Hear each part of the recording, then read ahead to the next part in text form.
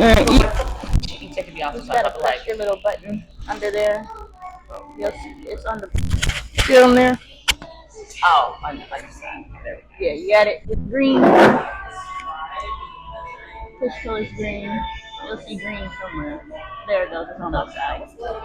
All right, awesome. Yes. So same thing with my kids. I'm just like y'all gotta be because the way that I entered into social media, I feel I'm in God's protection because I don't get a lot of hate. And the stuff that I be saying, I be pissing a lot of people off. Right, but I think the way society's gotten over social media, they're looking for people to speak the truth. Mm-hmm. They are, and they're looking for people. Self-help is where everybody's at a lot right now. So if you're speaking something that's talking to them, and people are just now finally getting to understanding that portion of themselves, they're not. There's no hate. They're looking for knowledge, understanding, trying to figure out, what's going on. Exactly. Amen.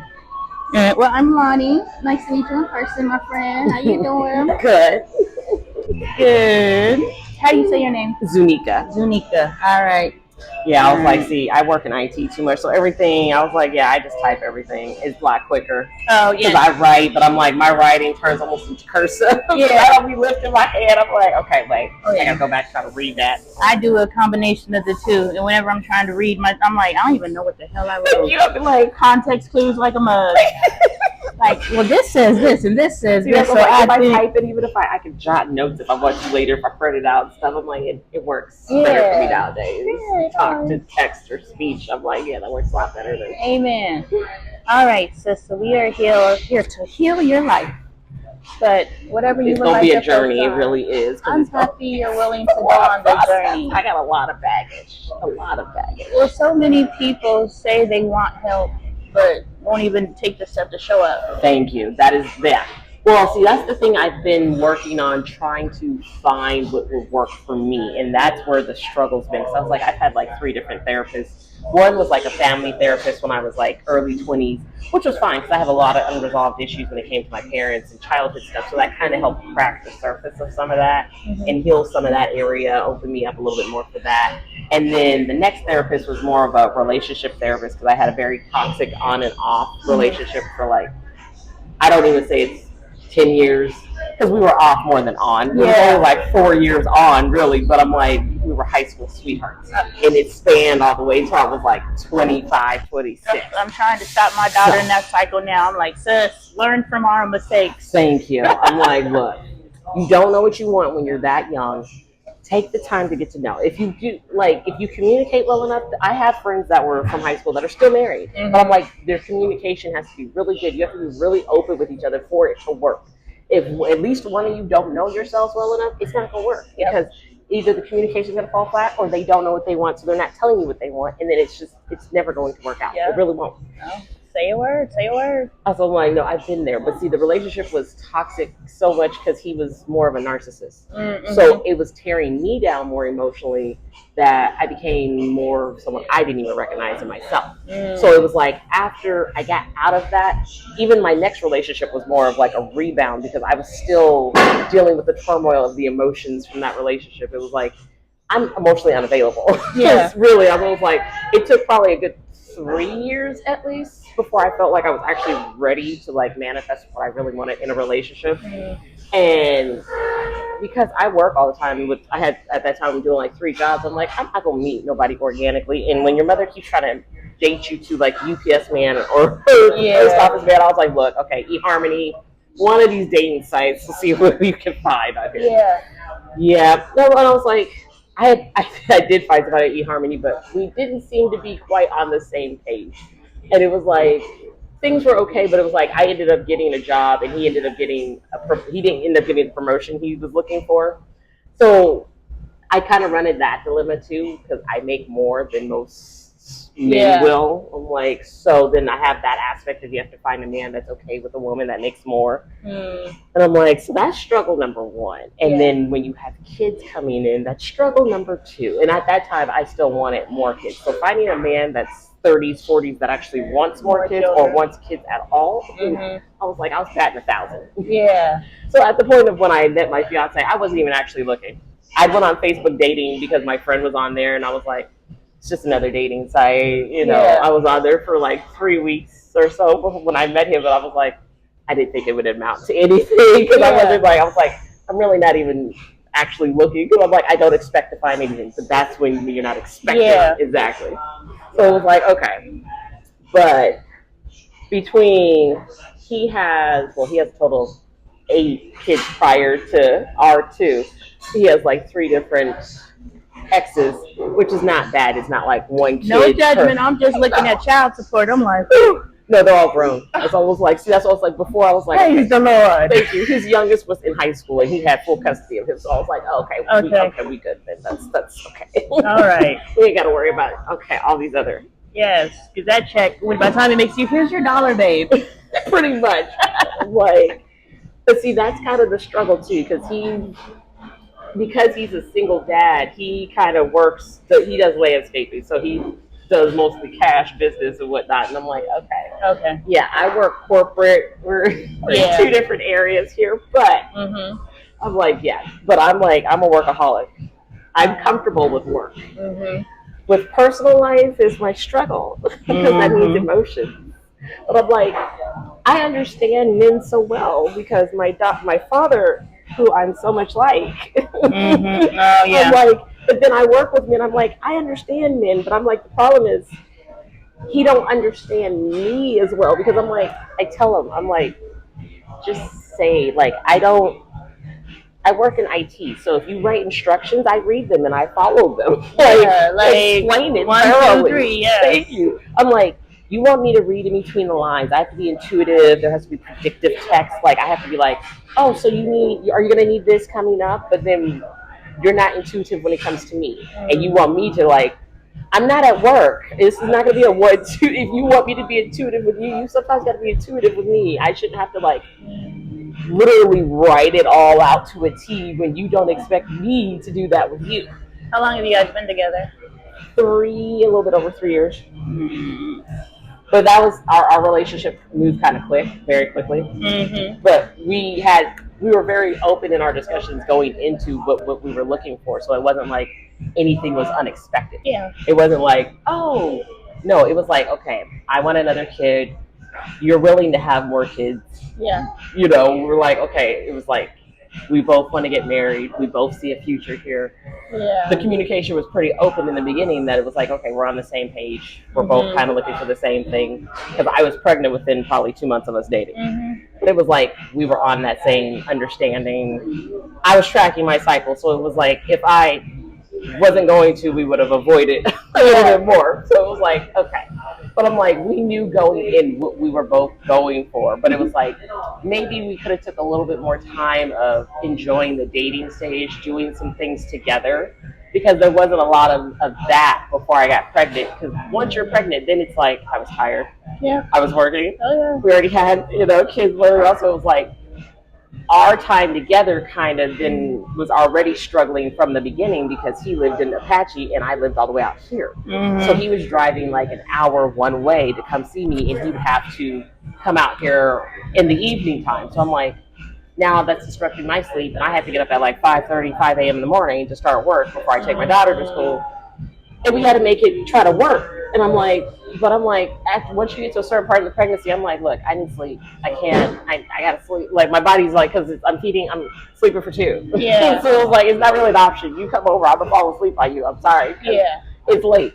So then I'm like, but then I moved closer once my lease was up before I was due. So then I moved out to Ahwatukee. So I was 44th Street and like Ray Road. Okay. So that cut the drive in half, but then it was like, well, when I was due was still during football season and his son does football. So it was like, okay, now we kind of have your schedule that's being a problem. I had more flexibility since I moved closer. I've been working from home this entire time, but I'm like, now kind of the problem is your schedule because him in football and any other sports, track and field. So it was like, okay, now we're still, it was a constant bumping heads of something with timing, which kind of put more strain on the relationship because I didn't feel like he was there when I would need him to be. He's like, well, I'm trying to be, trying and being are 2 different things.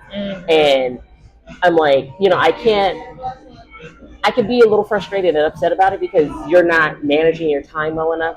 You're expecting your 17-year-old son to tell you his schedule enough in advance so that you can work it out instead of you going to go find out. Mm-hmm. You're the parents. Initiative. Thank you. I'm like, I understand you're trying to make him be an adult, but he's also a Capricorn like I am. So I'm like, he may have told you or put it on the refrigerator, depending on what you have going on. You may have missed it, whatever else. At some point, you got to, as the parent, make sure you know enough in advance because you're also trying to have a relationship and you have other kids coming in another scenario. So you need to be the parent and stop trying to like make it on him all the time. Because I'm like, because that's kind of the problem even in our relationship. It's like, I'm the initiative taker. I'm the one that's setting forth all the plans or things that we do. He'll mention something, but he doesn't take initiative for us to go do it. Mm-hmm. I'm like, don't be like, oh, let's go to the movies. But I'm the one that has to pick the movie or pick the time and the day. And then I end up usually paying too. So I'm like, I don't want to go do something because I'm the one that has to plan it out and then pay for it too usually. Like, where does it come in that you are stepping up to the plate when it comes to that aspect of it? Because you really haven't, which has also put a strain on our relationship. Because I'm like, yeah, I understand I'm the breadwinner, but at the same time, I don't want to do things because if I know I'm always going to have to pay for everything, it's like I'd rather just go with me and the kids. He earns money though, right? Yeah, that's what I say. He does landscaping, but it's somewhat seasonal because with Arizona in the fall and winter, they don't need as much. But I'm like, and that's kind of the problem. When we met, he had a construction job, which was fine. Mm-hmm. But right around the time when I was due with our first son was when he quit that job. And then his mother passed. And I already didn't feel like I was getting enough of his time or attention as it was. Mm-hmm. And so it's like, we've only been in the relationship a year. And he dropped a bomb on me at that point too, because it was like, oh, by the way, I have 3 other kids that an ex of mine took, so I haven't seen them in like 4 years. You say what now? I'm like, wait a minute. We've been together almost a year, and I'm about to have a baby of yours in like a month, and you're telling me what now? But you moved way quick, so we can't put no kind of I should know this by now. Thank you. But I'm like, well, you're like, oh, baby. So exactly. But I'm like, you've had 6 months to say something exactly before we got to like right before I'm due, and I'm like, I've already going through a lot of emotions. At the time, it was like, okay, his mom was she was sick in the hospital, and it was the same month of my grandfather's passing. So I'm like, I'm already in a.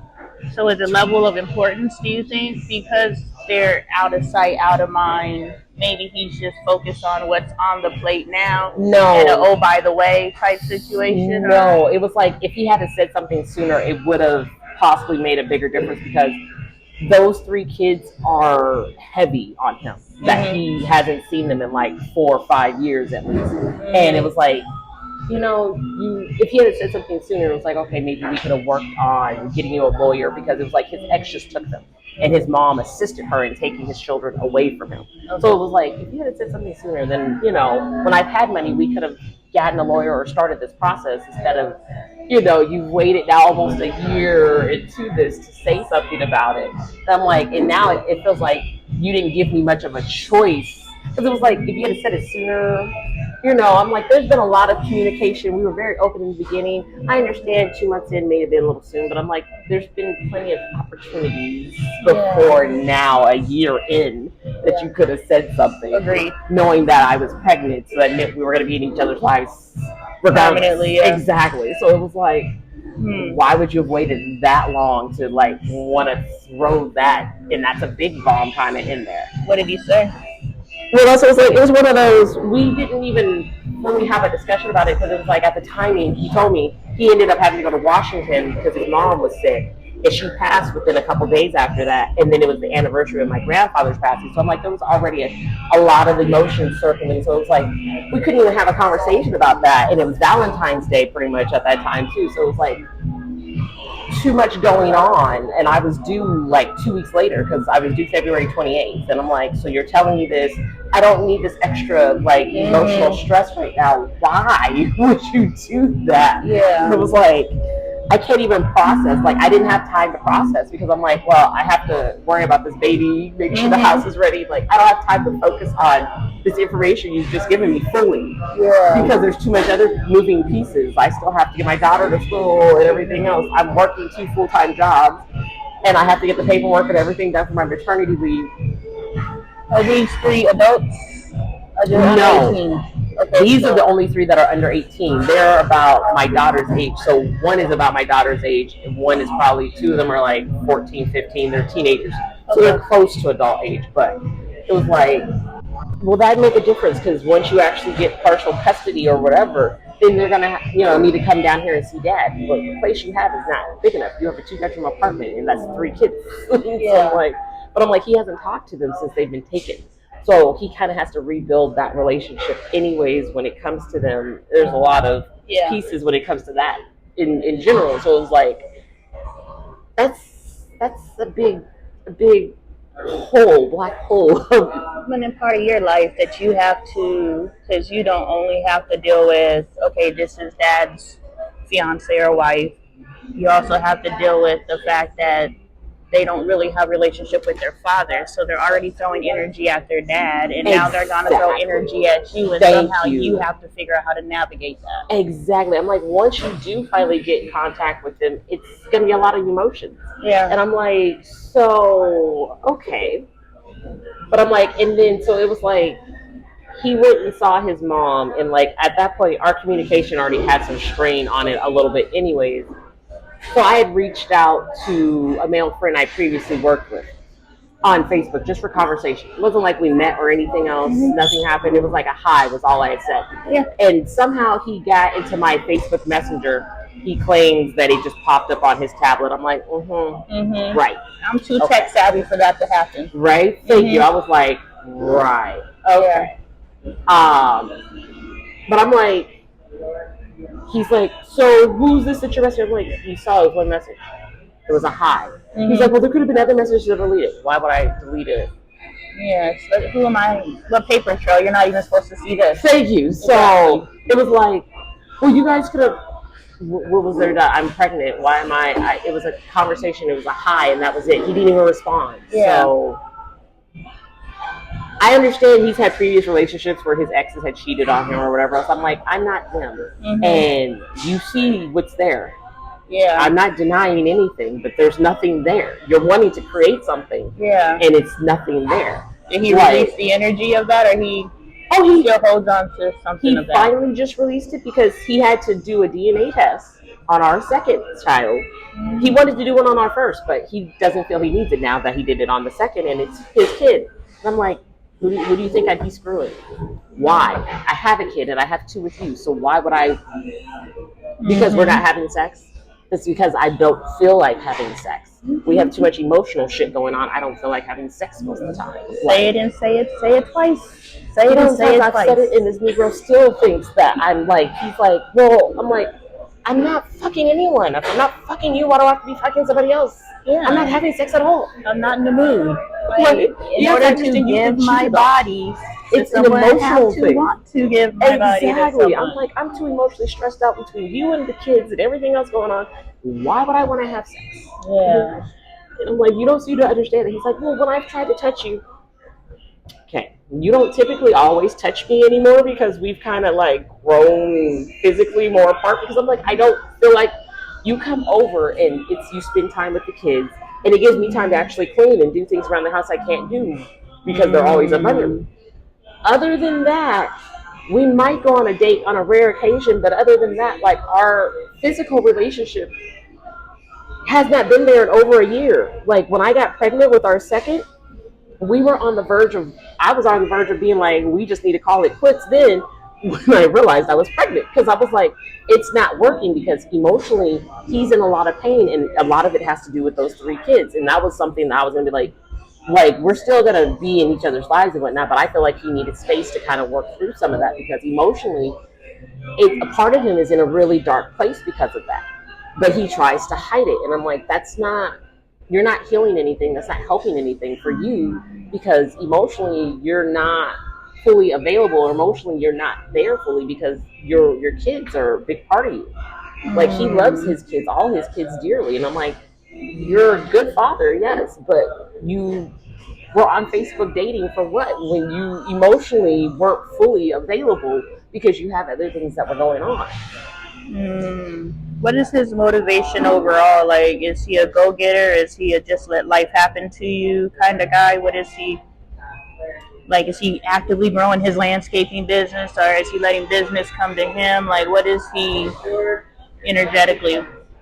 See, energetically, when it comes to like his kids, he takes initiative, but when it comes to the business type stuff, it's kind of like he takes initiative when he knows he has bills to pay and he needs to get work.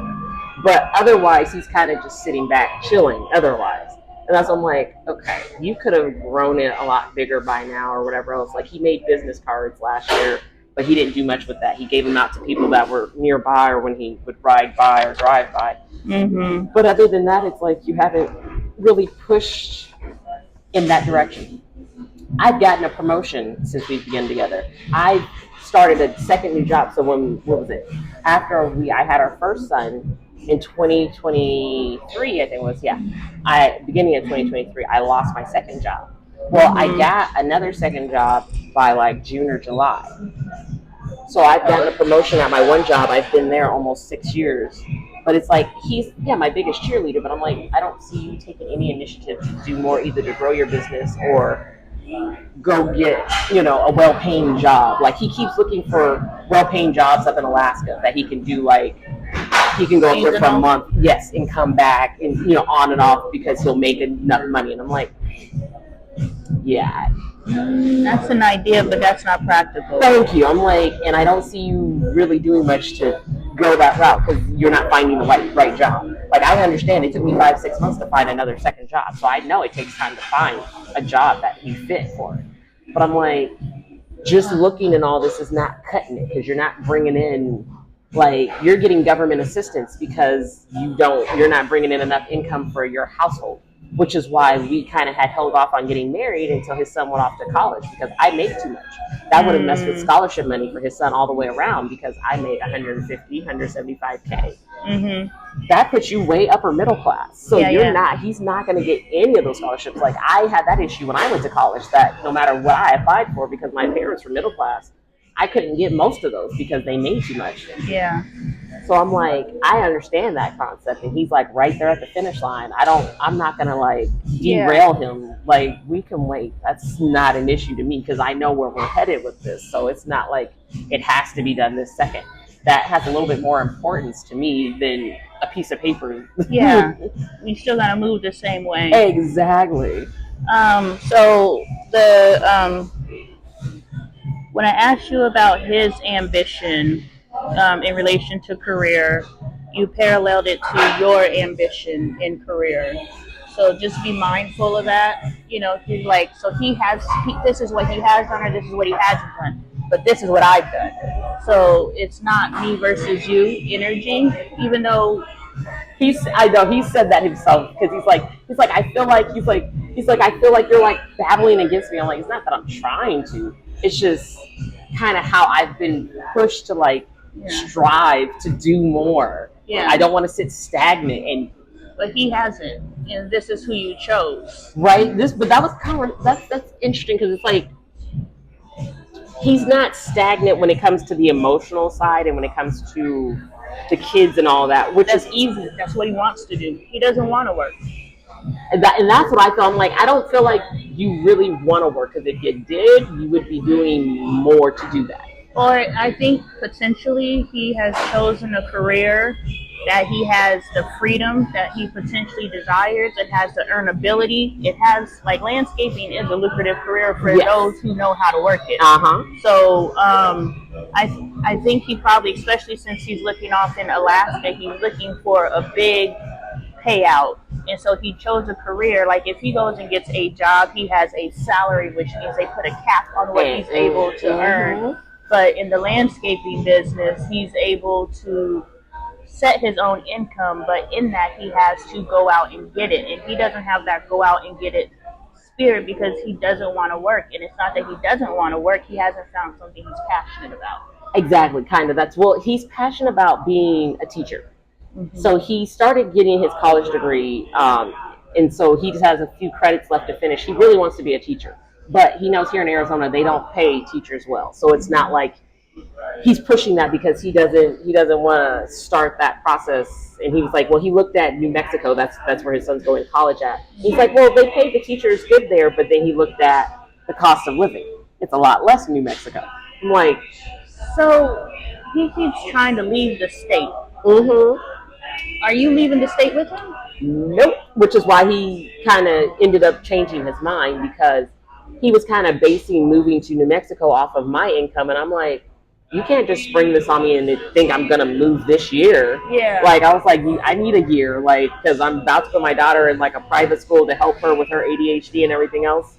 Give me a year. Next year we can look at moving to New Mexico, possibly, but that's not going to be this year. You're not going to spring it on me when we have 3 kids. My family's here. My parents are here. The people that help us, with the kids. Like, there's nobody. New Mexico is not that far of a drive, understandable. But I'm like, it's not like I can just up and with you. For me to move, we know it costs like $1,000 to move all of the stuff we have in that house. We've done it. What does marriage look like to you? Marriage to me looks like 1 home, 2 homes. One home definitely, but it looks like, honestly, in my vision, regardless of him, my vision for like marriage is more like, I kind of already knew and expected, because I see where I am working wise and financially, that either he's going to have either more of a stay-at-home type husband type, or like he's going to have the flexibility. So I'm like, his job he has, I don't have any problems with it, because he has the flexibility and he has been there at times when I've needed him. So I don't dismiss that, because I'm like, when I need him to watch, take him out of it. But yes, what is your vision for marriage? My vision, honestly, is kind of more of me running the household, essentially, and my partner would be there, but with like the kids. And I don't know if I really ever had a picture for communication wise, which is kind of where my struggle is a little bit. But it's a struggle a little bit, because I don't feel like I'm heard most of the time. But like I guess I had more of an expectation of marriage with, I don't know, some of that pushes a little bit more, that's more driven in the same areas you are? Kinda. Acts of service. Or, I'm like, taking out the trash is not something I should have to thank you for doing, because that's like a daily thing. I shouldn't really need to thank you when you buy groceries for the kids, because 2 of them are yours anyways. So that should be an expectation, really. But you want to say thankful, because that's acts of gratitude, right? So no, you shouldn't have to thank him. But if you can think of, look, if you got someone that they do 10 things, and you got to find one thing of those 10 things to say thank you and show gratitude, and big them up, and like your child. Think of your child. Your child did 10 things, and you're like, everything they did was some basic shit, but I got to pump their spirit up. Ooh, baby, you tied the shit out of them shoes. Well, you're not going to cuss at your kid. But, you got to find, and when we are looking at someone that we're trying to get on our side and to get on our team, like, I really appreciate you buying them groceries, babe. You're supposed to. Yeah. Like, so it's kind of just an energy shift. Yeah, they're supposed to buy the groceries, but when you're thinking of, okay, I have to finesse, and I'm going to use different language that's not the pretty language, but this is what we're doing. This is a finesse game. We're trying to get our way. Yes. So in order to get our way, we got to finesse it a little bit. Yeah. So you got to celebrate things that you're like, this is basic shit, but we got to celebrate it, because just like our sons who are coddled by their mothers, no matter how crappy the mother was, they still, messed their sons up. We're looking at our dating pool. They still fucked their sons up. Literally, yeah. He had him and his mom had issues even when she died, dude, because he was her only child too. Yeah. But it was like, no, I get it. And so not only are we walking back all that crap that she instilled in him or did not instill in him, but we also got to get him open enough to receive us as the next person to start programming him. Because what we need is a partner. Yeah. That's why God created woman, because we are a helpmate. He created man, or God, he, she, they. I say they. But they created man, and then after God created man, he was like, oh, this motherfucker's a dumbass. He needs some help. And he was like, damn it. And so he was just like, he created man in the masculine energy. He created woman in the feminine energy. And what's the feminine energy? The heart, the mind, the voice. So we have all the thinking parts. Well, see, this is my problem. I'm here and here. The heart, I'm like, is secondary to me because I was like, see, I've been around my dad too much because I was like, I pick up too much of the male energy rather than the feminine. Yeah. Because I'm like, if I need something done, I just do it myself, or I will get somebody to do it. I will pay if I have to because I get things done. Like that's how I operate. And it's like, which is crazy because I was raised by a man too, and I'm very get shit done. So maybe that is the male energy from a female push, you know? Because I was raised by everybody. I'm a motherless, fatherless child, but I did the most of my time with my dad. And like he was a military man, like very excellence driven. And so my dad is military too. I'm Navy, so Army. And so I'm very excellence driven. Exactly. But that's like doing good in school, degrees. It's kind of that. The parents were like, "Oh, you did so good." You know, it's something that they achievable that you know they can give you recognition on. Exactly. And so I think what we have is that male get it doneness, but from a female box checking energy, like we can do everybody better. We could do women better, and we could do men better. And we looking at men like the fuck. You. That's what I'm like, what do I need you for? That's what. So when I went into the relationship, not as like I need a man. It was like I want a man. Yeah. That's how I've always looked at it. And that's what I was like, so that already rules out a chunk of men because they're the ones that look for like the damsels in distress. Yeah. Which is not my category at all. Yeah. I'm like, I don't need a hero, so I can't find a man that's looking for like a damsel in distress. He can't, save the day. I'm not, it's not a save a host syndrome type thing. I'm like, I need a man that wants to be wanted. It's not that he has to be needed in that aspect. Like, yes, they want to feel needed, but that not as much where they can actually, they want the love in the relationship. They are not like, oh, I need to be needed type, which he's not that way, which is why I think we run into the problem of like, when I ask him to do things, he's like, oh yeah, I'll do it. 3 weeks later, it gets done, or it's 3 weeks later, I mention it again, or 3 weeks later, he comes by, he's like, oh yeah, I'm gonna get that done. When is the question? I'm like, because at some point, I'm either just going to get it done, or when he comes over, I start doing it, so then he comes to help. I'm like, I shouldn't have to take that initiative to start it for you to finish it when I've already asked you to do it. All right. And I need it done, like, now. How important is it to you? Because we got a lot of things to cover. A lot of this is I would need to talk to him in order to find out where his head is at. But what we can do is work with you being okay with where he's at. Because I can't really help him. Okay, why do you delay the things that you need to do? What do you need to happen? Because honestly, it's just a delivery system.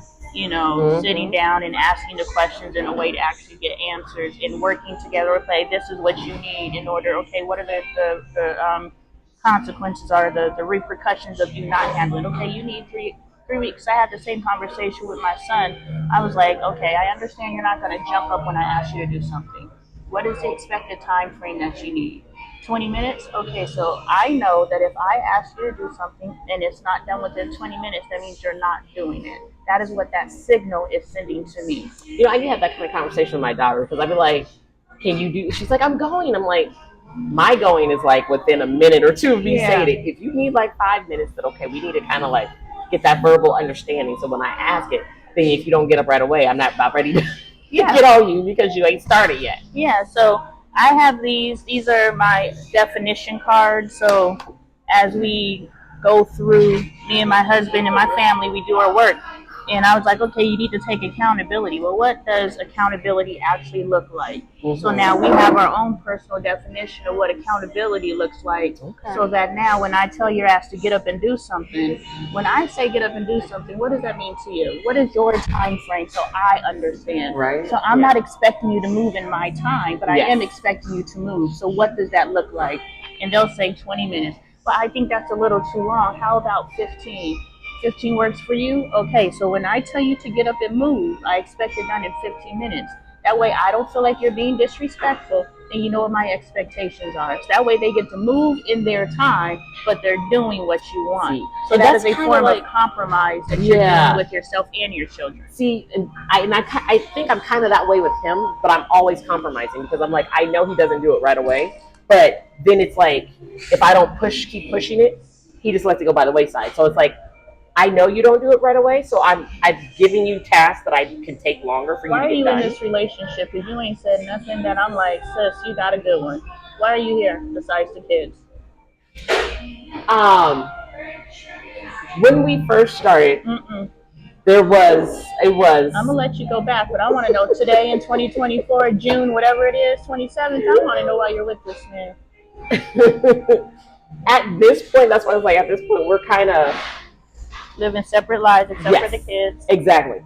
We've kind of gone in our separate ways a little bit, but we're working on our communication. We're working on at least building basics because that's the area we know we're struggling in. So that's what I'm like, we're not together, but we are kind of together because it's not like we're pushing the relationship. And some of that pressure, him relieving some of that pressure off of me, I've noticed made a difference of me wanting to actually try a little bit more because it was like, I feel like it was a whole bunch of pressure on me, but nothing on him. Because it's like, I feel like I was doing most of the work and trying to, and more or less, like, it was like, okay, I'm here doing what's needed, whether it's financially, physically, emotionally, spiritually. Well, emotionally, it was where it was like, okay, my love language is acts of service. So me doing things for you or me bringing stuff over, whatever it is me showing but you want physical. Okay. I try to do the physical, but I'm like, you could tell at times it was more of a job for me. And I'm like, because that's not my love language. But you're not doing my love language. So me doing your love language is a job or a chore to me because you're not giving me what I need. So it was like, we've had the conversation about acts, our love language. Even going in, he knew my love language was acts of service. So it was like, okay, early on you were doing those acts of service or those little things that made a difference. And it's like, the little things is me asking you like to move the dresser upstairs. That was 2 months ago that you still haven't done. These are those acts of service because it's not something I can do by myself anyways. But it's like, those types of things you are not doing, but you want me to give you your love language, which is physical touch, which is my body, which is like, and I don't torment. feel like it. It's fucking torment. Yes. I'm like, do you not understand? Even when my child like goes to kiss my arm, it bothers me because I'm like, that's not.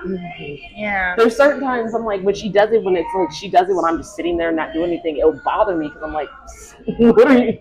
I don't know. These kids walking up and kissing your arm. I'm like, stop. Thank you. I'm like, there's times that I'm like, okay, the babies, I'm like, she's 8, 9, 10 years old. I'm like, sometimes I'm like, why are you on me? Get off of me. Get off of me. Leave me alone. So a lot of that, it's called like either touch aversion or touch evasion or something like that. It's potentially, I don't know, but the research says because we weren't touched a lot as children. We didn't get hugs and all those different things. So for you, your homework would be, you have to, and take some notes, however you take notes. I'm giving you homework. Your homework would be because, as we have this conversation, we're touching different parts of your life. There's not one specific thing.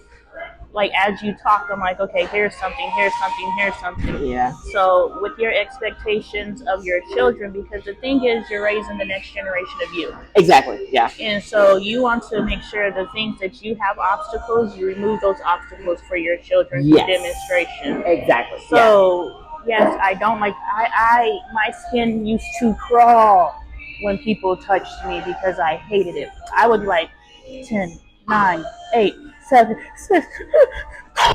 You know, like when my children, my husband, all those different things. So your work is going to have to be to know, because you're a thinker and you're logical and analytical, I have to touch my children and they have to touch me so I do not create the next generation Exactly. of people who don't want to be touched. Exactly. Which also, like, with most the touch, it's fine. But it's like, it's only one certain thing that she does that bothers me. And I'm like, okay, if it's hugs, you can lay on me. But this area is just not, this is a no-go zone. Yeah, so now you're teaching her personal respect for other people's spaces. Just because I'm your mother, don't do it. And I know that's difficult with your kids because I go. Well, that was, yeah. I was like, you realize, I'm like, you don't want people to do certain things to you, so that means if they tell you not to do something, then you don't do it to them. You gotta learn. Yes, and your daughter is 8. She's 9, about to be 10 here in a couple months. Okay, so she's old enough to understand and be redirected. Yes, but with her ADHD, that's I'm like, okay. Yeah.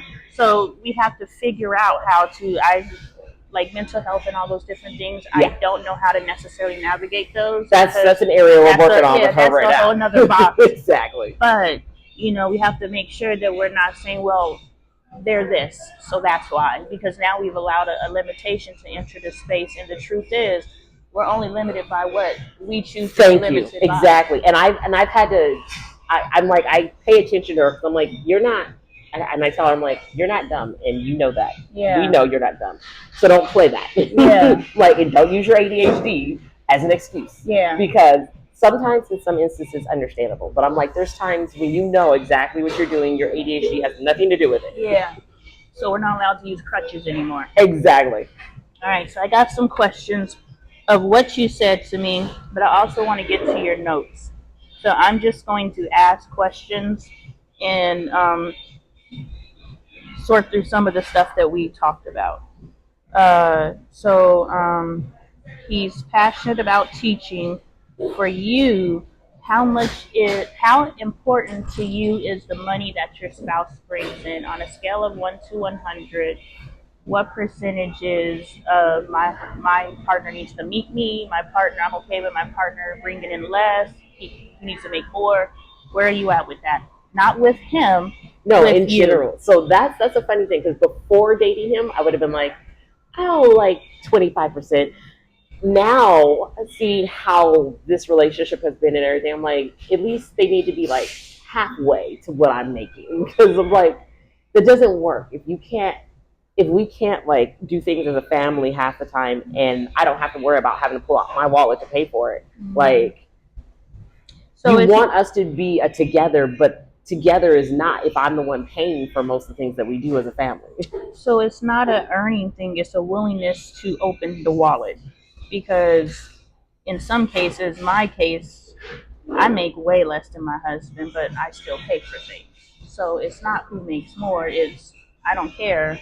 You need to pay, I need to pay. It needs to be equal. And if you're thinking about going into forever, somewhere it needs to be like, I know I make more money than you, but you know, however you have the conversation, just saying I know I make more money than you is probably going to automatically put him there. We've actually had that conversation going into it, because it was like, I know I make more than most. Like, we kind of had that conversation going in, because like I said, I was very open. So I'm like, I know, because I knew he was working in construction, and I was like, the type of position he had, I was like, he's not probably making what I'm making. So I know that going in, I don't have a problem with that.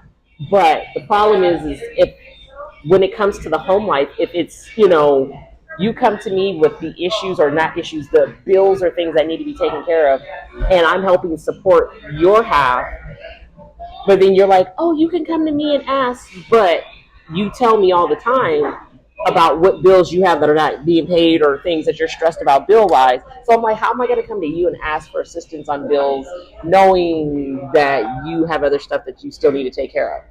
Why would I do that?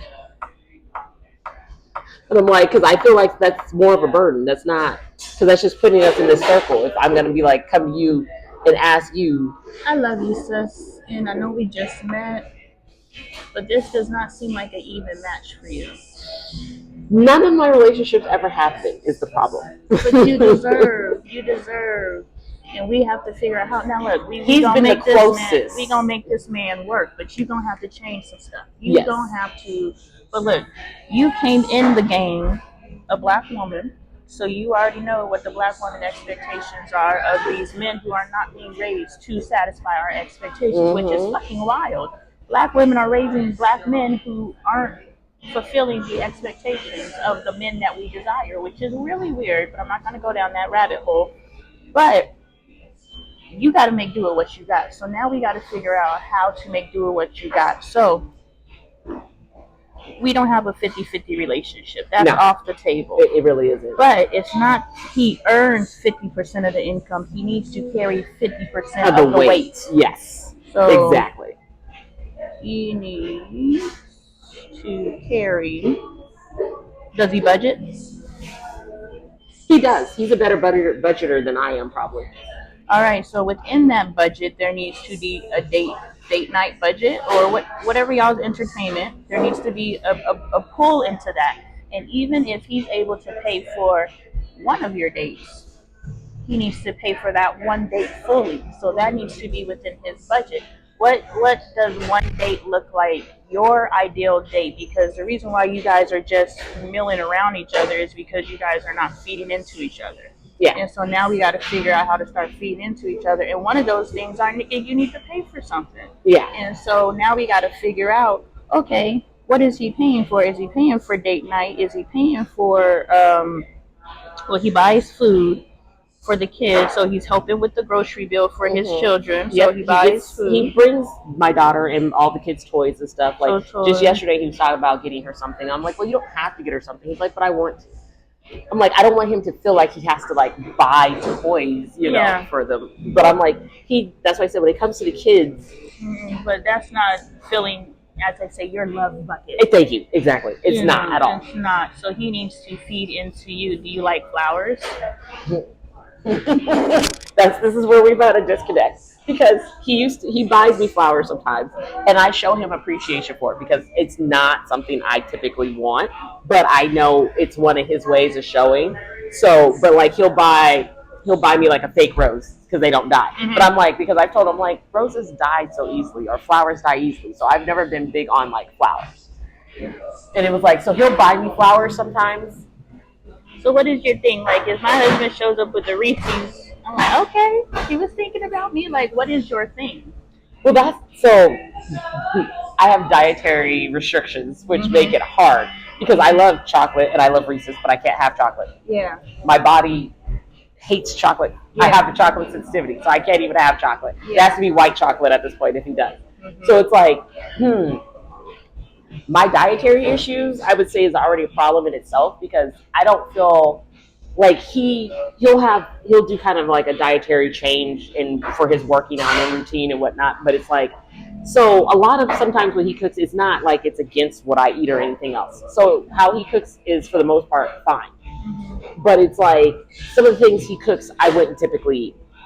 Pork chops I don't typically eat pork typically. So I'm like, that was one of an area that we were just now kind of working through a little bit because it was like, he's like, when you come over, you don't eat anything I cook. And I'm like, what you cook, I wouldn't typically eat, or how you season it is not, it's either too salty or, there's things that, and I don't eat salt like that. He doesn't typically either, but how he seasons his food sometimes isn't how he always eats. And I'm like, so could a fun activity be y'all cooking together and you learn, y'all been together for 3 years, like you shouldn't have to, if the goal is forever, y'all can't cook in ways that the other person doesn't eat. Well, see, that's the thing. We've cooked together. I cook things for him and his son and all the kids all the time.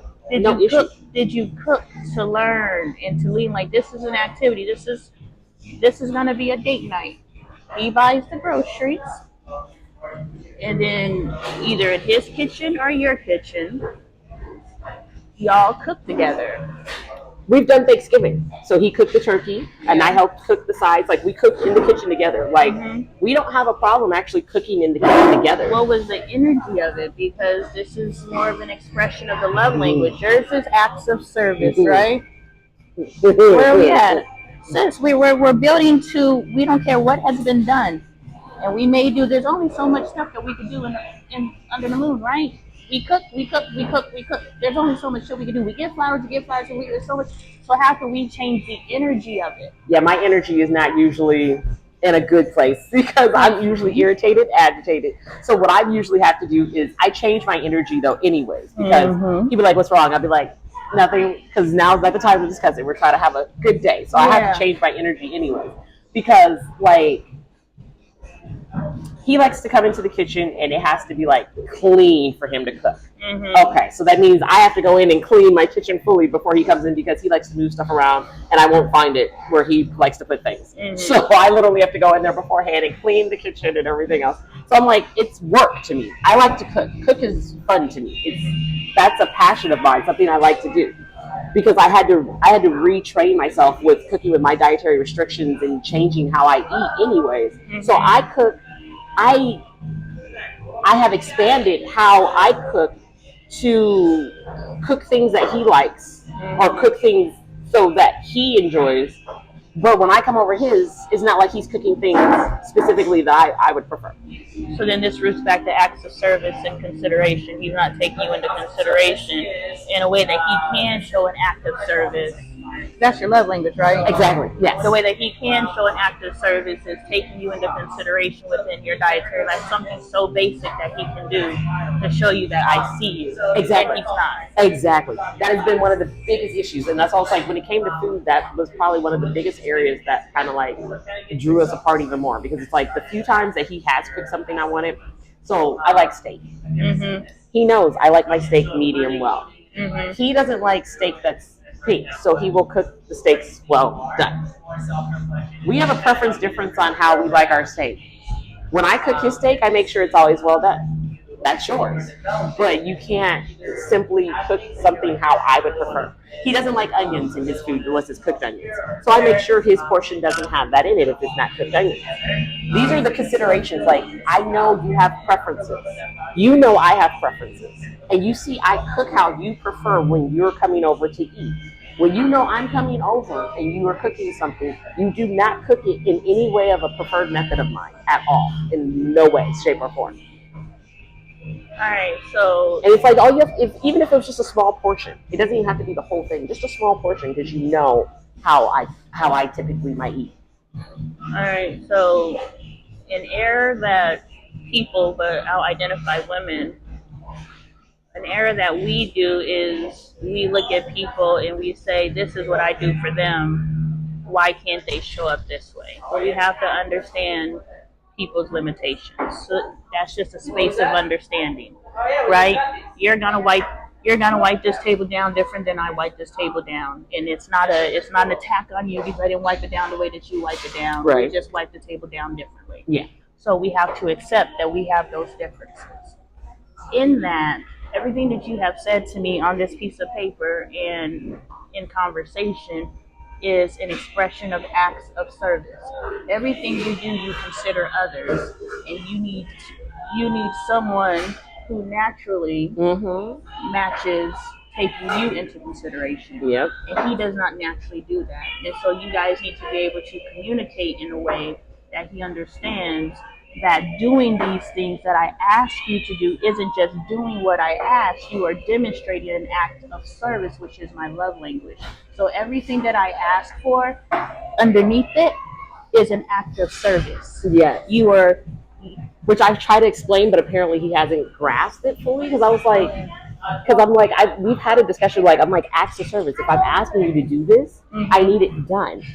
But I'm like, this acts of service. This is my love language. Like, I've expressed that in communication of words to him. And it's like, so what are you not understanding? Because these things kind of all fall into that. And you seem to be struggling with, like, you want me to be considerate of your emotional feelings or things, but you're not considerate of the things that I need that can fall into that same category. How old is he?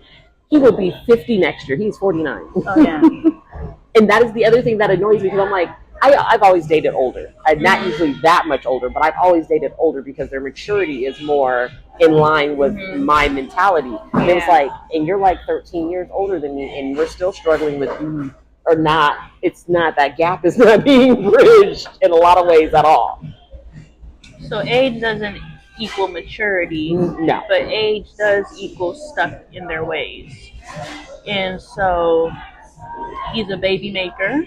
He's a provider in the respect for the children, but he's not a lover. And symbolic of that is the fact that he has X different families. He starts these families, but he doesn't know how to either commit or he doesn't know how to maintain these families.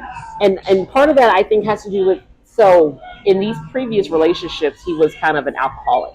He's been sober and clean for like it's been about 4 or 5 years, because he had stopped drinking alcohol at least a year and a half before he met me. So he actually had cleaned up his life and kind of recommitted himself to God and being a Christian and Jehovah's Witness. So it was like he kind of changed himself completely. What's before. his new addiction though? Did he heal from what caused him to go into alcoholism, or did he just switch that into a healthier addiction? But there's still something that he does that is a vice for him. Yeah, he probably moved it into more of a healthier addiction, because he has high blood pressure, he had hypertension, but he's changed kind of how he eats and things that he drinks and whatnot, which kind of has reversed his hypertension, so he hasn't really needed to take his blood pressure medicine. But that's after he met me. There was a lot of things I saw when I met him. I was like, we can change. We can get rid of your hypertension. Yeah. But I knew it was going to be a process, because it's not like you can tell somebody you need to remove all of this. Yeah. I'm like, no, it's going to be baby steps. So it was a work in progress, and we got a lot of that removed, but it had to be at his pace, which I was more, I guess you could say, it was easier to do that, and knowing kind of what pace he was going to be working at to get rid of a lot of those things, or kind of plant seeds for him to change things and kind of get him on a better track when it came to that. But it's like, he wanted that. Yeah. That's why he allowed it. But he doesn't want this because he doesn't see how it'll benefit him, because he's moved the way that he's moved his entire life. Thank you. And has he ever been married? Nope. So he doesn't Neither one of us have, so. But he doesn't know what's on the other side of change. And you're presenting as the others have presented. So there's no push to try for what's on the other side, because to him it's more of the same. Yeah. So you have to present differently. You're going to have to remake yourself over. You're going to have to become the same woman who triggered what you didn't trigger. He wanted to change his life in the health arena, and you were able to help him. So he has to want to be a better man, and until he wants to become a better man, he's going to resist you. My husband almost, like, we were ready for divorce like 3 times now, and now he's finally willing to sit down and have these conversations. And that's kind of where we're at now. That's why I was like, it's interesting, because now that we've kind of removed that, okay, we're in a relationship kind of like title, now it's seeming like that he's being able to kind of comprehend or understand more where I come from sometimes. Like the conversations we've been able to have has broadened the things that we've actually been able to kind of, now our communication, like the communication isn't that it's better. We've always had the communication. It's just there was times that it stopped because I was done with trying to communicate when he wasn't listening, or like I'm communicating, but I feel like it's not sinking in. It's going in one ear and out the other. Yeah. So it's like, now that I actually feel that you're hearing me, yeah, our communication is improving, because you're now starting to show you're hearing me and like actually doing the things or asking certain questions, like you heard the things I've said. Yeah. All right. We can't change him. We got to work on you. Yes. That's what I was like, but I have a lot of issues before him, that there's certain things that if I work on that can help improve certain aspects of our relationship a little bit, and especially in the communication aspect, or get that a little bit better for us, it will help improve some things overall. And I'm like, so now he is more open to work on things. So it's like, it's one of those, like, if I improve certain things and then there's certain things I bring to him and everything else, he's more willing to, try, or let's see if what we can make from it. Do you want this relationship? It's a good question. Which I don't know the answer to fully at this point. Because I've been on the fence about that for a while. Because I'm like, I love the man, I do. But I'm like, he knows, he can see I'm not in love with him anymore because there's been a lot of things that have kind of removed that factor. But it's like, we can fall in love again if we can get to that point of on the same page and understanding and things. Yes. Right now, we are not to that point. So, what do you need to be? Because what do you need to be in this relationship? I need that 50-50 is one of the major things first, because getting that will help alleviate. I stress eat, which I don't think he fully understands or realizes. So like, I won't always eat 3 times a day. I may eat like a big breakfast, and then I may not eat again until late evening. And they're big meals because I haven't been eating all day. But I stress eat in the way of like, I don't feel like cooking because I'm like stressed. There's a lot going on. I'm dealing with the kids. So I'm buying fast food. So I'm spending more money on fast food because I'm stressed and I'm stress eating. So it's like, okay, instead of me, like, if I would just buy like maybe a carne asada quesadilla at Filiberto's, okay, that's fine. That's, you eat. I stress eat that I'm like, I'm buying the carne asada quesadilla, I'm buying carne asada fries. I'm buying 2 or 3 things that would be worth 2 or 3 meals, and I can eat them all almost in one sitting. Mm-hmm. Because I'm not eating enough throughout the day, and my body needs the food because I'm breastfeeding still as well. So it's like, I'm having to eat for the consumption of a day in one meal because I'm stressing about crap with you or things and everything else because I'm not getting that 50-50 or support that I need in the kids' emotional side or all that area. Mm-hmm. Okay. So you need that 50-50 effort, whatever that looks like. So, all right.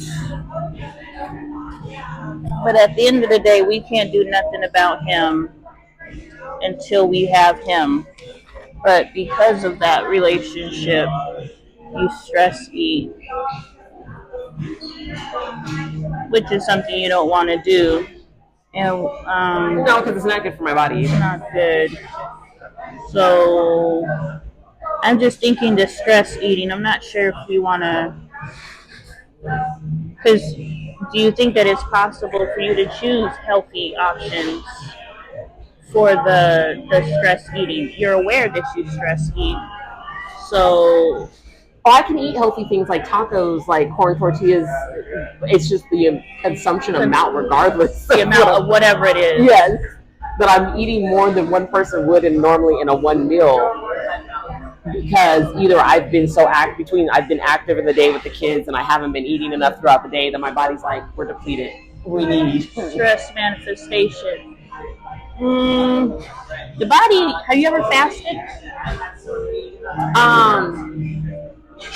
I might as well do sometimes because, as I said, I can literally, I go anywhere sometimes from 4 to like 6 to 8 hours without eating in a day, depending on what's going on. Well, the reason why I'm feeding the kids. Yeah, I'm just not eating. Yeah. No, the reason why I asked that is because the body can go days, probably months, and you're a fat kind of lady. Okay, so research, just for fun, how long can the body go without water? How long can your body go without food? Just so you're aware of how long the body can go without food. Because what I feel potentially is something that makes you feel better in this space is I haven't eaten all day. Well, sis, you could go days without eating. And your stomach is only, I think that might be the brain. I think this is the stomach. Your stomach, no matter if you've gone 12 hours, if you've gone 2 hours, if you've gone whatever, your stomach is only the size of your stomach. So you can only fit one meal comfortably in your stomach, whether you haven't eaten all day. So you need to go get the information so you know, yes, I tricked myself into believing that I need to eat these 3 meals because I haven't eaten all day and I'm that hungry. No. Science says that, and this is what Farrakhan teaches. I heard this fact a long time ago. He teaches the nation, or whatever he's affiliated with, they train themselves to eat 1 meal a day because when the famine comes, they need to be able to survive off of 1 meal a day. So they train themselves not to eat 3 meals a day. They train themselves to eat small meals so that their body responds to that. You just have to eat certain things. Oh, I know. Yeah. Because of my dietary restrictions, I know how I have to eat. Yeah. I know how I should be eating with my meals because you have your healthy fats. You know, if you eat the fruit, your healthy fats, carbs, all in one meal, you can actually make yourself full very quickly on full. So what's the difference between know and do for you? It's the stress factor. You know everything that I'm saying. Why aren't you doing it? Where's the self-control? Where's the let me check myself and know? Yes, I bought these 3 meals, but I don't have to eat them. Where's the I know better, but I'm choosing not to do better? It's one of those, if I stick to that, I just won't eat. Like, because if I just stick to, I know if I stick within my dietary restrictions, then I go even longer without eating. So it's sometimes, like right now, because I'm breastfeeding, it's like I need to eat. So I try to focus more on supplying fuel to my body so that I can keep going. Yes.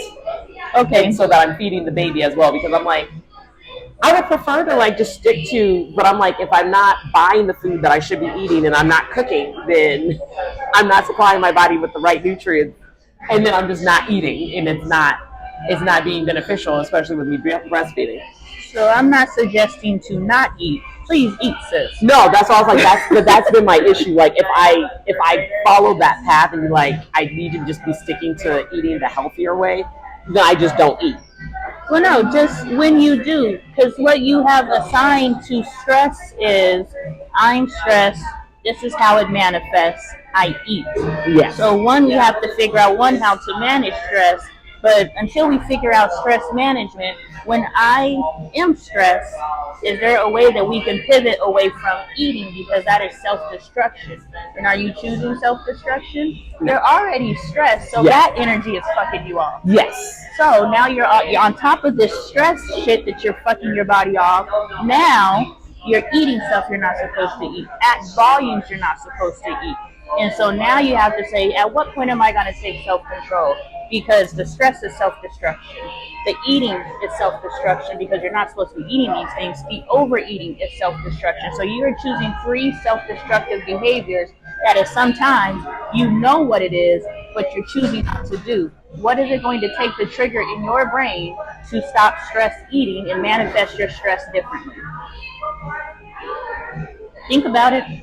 The culprit is the relationship. We're here for solutions. Right? I know. The culprit is the relationship. You never stressed ate before him? No, so without a male involved, I'm more self-controlled because I don't have somebody else that I'm having to worry about being considerate of. The kids is one thing. That I manage all day at work. When you add in a relationship and somebody else's emotions that I'm having to be considerate of and managing, that adds the whole other level of the stress eating where I'm like, self-control is out the window, and it's like if he wasn't there and that was removed altogether, I'm like, I can manage. Like I was doing self-control with my eating when it was just me and my daughter, and even with just the boys, like I can cook. They'll eat what I cook most of the time. Even if not, there's other things that I have for her that she eats that they'll eat too. So I'm like, managing the kids is fine. Self-control with what I know I should be eating with the kids is not an issue. It's having that partner spouse, because we're not on the same page. There's stress. He's not. If he was there and actually helping and like cooking and knowing that, okay, she has dietary restrictions where he just cooks some chickens and vegetables, it'd be fantastic. Because it's like he knows when I'm stressed, or if I'm working, then if you cook, that would take away me ordering fast food because you're making the food, so then the food is there. Sometimes I'm ordering fast food because I'm like, right now I can't cook. I'm in between meetings. I don't have the time. But I'm not buying stuff or snacks that are healthy as well. How old is your oldest child?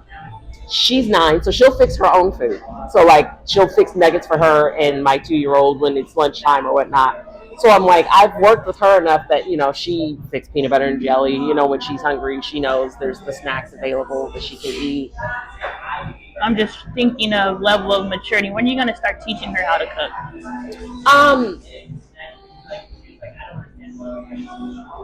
Because she can use the air fryer? Yeah, she does. Okay. That's what she uses because she makes her nuggets and stuff. And she'll use the oven to make her pizzas and stuff too. So she can use the oven as well? Yeah. When are you going to start teaching her how to cook? When I can actually get her to start eating it. So she's the picky eater. But that's another area that we're dealing with right now. Is I cook things. She'll help me cook or she'll help me bake, and I can get her to taste it. But getting her to eat things out of her regular comfort foods at home is a difficult. She can go over to a friend's house, and if their mom cooks like hamburgers or something, she'll eat it. If I make hamburgers at home, she's not going to eat it. She may take a bite, if that. I have to push her to take a couple bites or eat even a quarter of it because it's not her normal. And I'm like, why is this being such an issue now? Like, she's always been a picky eater. That's not. And my parents kind of assisted in that aspect because she had my grandparents who were caring for her when she was 3 and 4 years old before she started school. Well, they like to. My dad is somewhat of a picky eater, and so is my mom. So she's picked up some of those bad traits from them early on at like picking at her food a little bit, or like things that she does eat.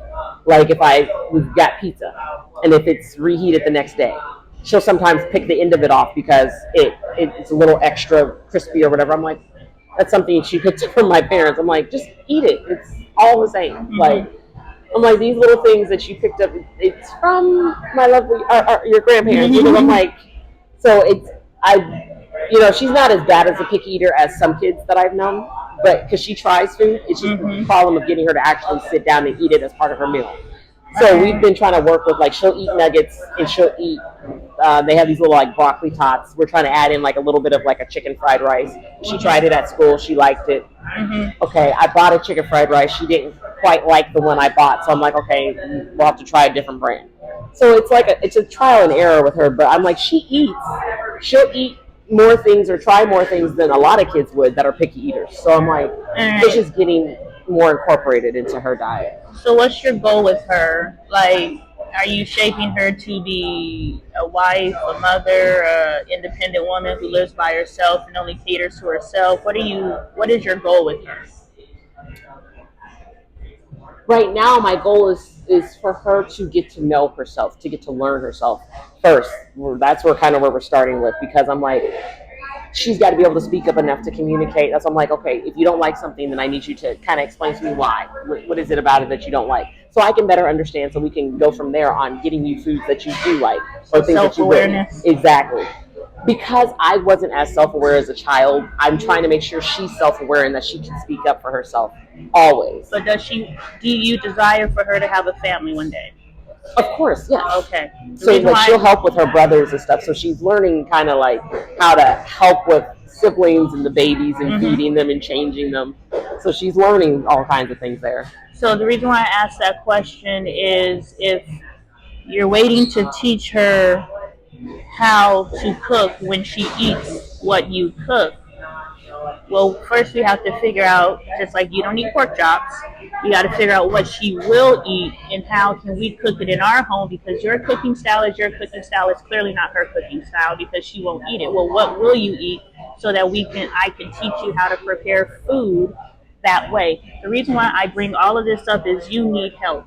You need help. When you're working and you're doing all these different things, you need to duplicate yourself, and there needs to be proper meals in the house. And at any point, you can start teaching her whether she's going to eat it or not. Just like you cook for your spouse, and you're not going to eat what you cook for him. You cook for her, you're not going to eat what you cook for her, but you prepare all these different meals.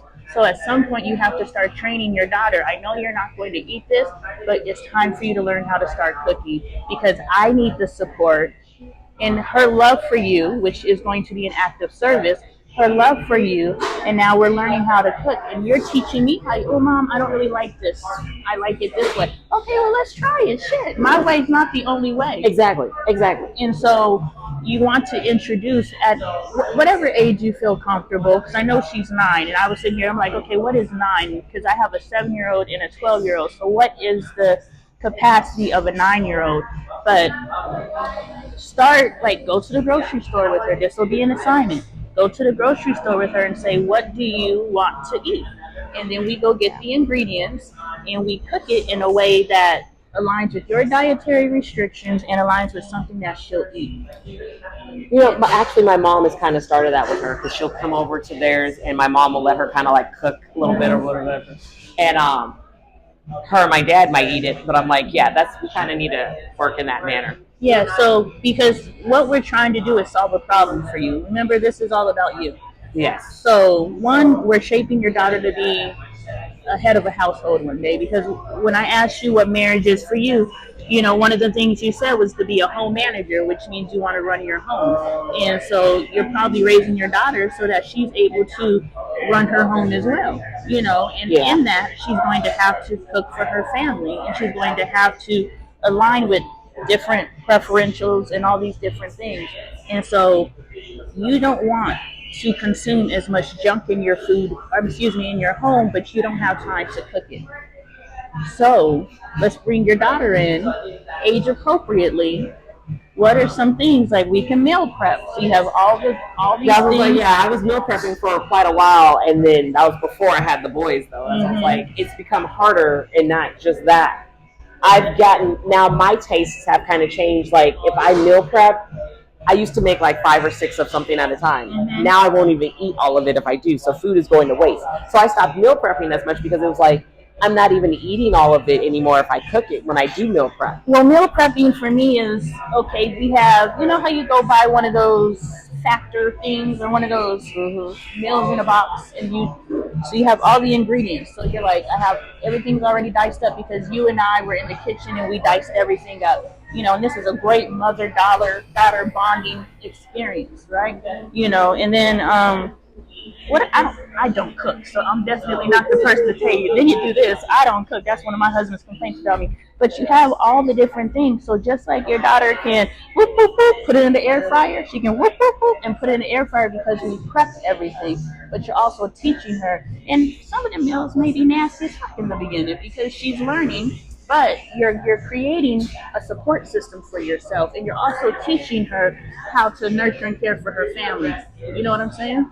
Well, see, I use Pinterest a lot, so I can easily find a few recipes that either have videos that she can just kind of throw them in there and cook it in the air fryer or whatnot. Because I have a Ninja Foodie, so it actually can saute, it can bake. Yeah, so I'm like, I could find some because there's ones that are like oven type ones that if she just throws it all in there, make it kind of like a crock pot type dish and let it sit for a few hours, which she can help with. So that's definitely an ideal. And turn it into an activity. So it's like, you know, this is the one meal this week that you're in charge of cooking, and I will support you.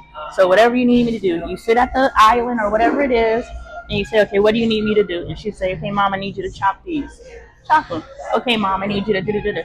And you're supporting her, but she's doing it. But you're also transferring your knowledge. But she's following a recipe, and you celebrate her like, okay, go off. And then when you eat it, y'all can talk about how good it is. And now she created something. Now she has a pride point. Now you transferred your knowledge. Now you're creating the woman that you want her to become. She's becoming the provider that you desire for her to be.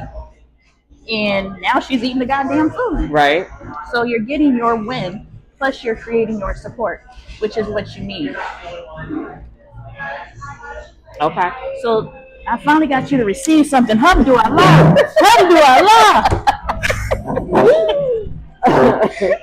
No, it's actually I'm just transferring it to words. All this, a lot of what you have been spitting out. So yeah, so that will get that piece off of it, and it's a bonding opportunity for you and your young lady.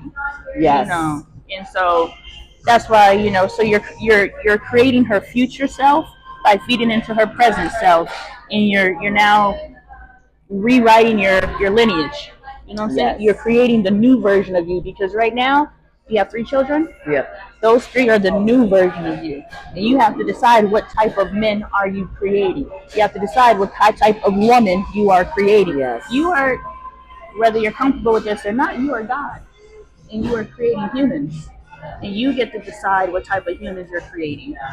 Yes. And you feed into them as much as you choose, or you cripple them as much as you choose, i.e., I ain't going, because you're not promised to be here tomorrow, sis. Yes. That's just the God honest truth. Yes. So you have to transfer as much of you into your children as soon as possible. And if you love cooking, transfer that love for cooking to her. So even when you do go, because you will go, Lord willing, our children outlive us. Yeah. She can go in that kitchen and be with you. Because this is an intimate time. This was an act of service. This is what me and my mama love to do. Yeah. You know what I'm saying? So give that gift to her and give that gift to you so that at least your children are eating healthy meals. Yeah. At least when you do decide to go get in that kitchen, you got something good to snack on versus ordering up a meal. Just try this once a week, once a month, Yeah. whatever frequency works for you, because it's a new thing to do. The key is consistency. Yes. So if we want to stop eating crap, we got to figure out a way to get the healthy stuff in here. Yes. And how can you grow your family in the process? So we're good with that? Yes. All right. So the stress eating, we can't blame any of our actions on anyone else. If your spouse is sending you into a space of self-destruction, either you need to stop giving your spouse that power over you, or you need to get rid of that spouse.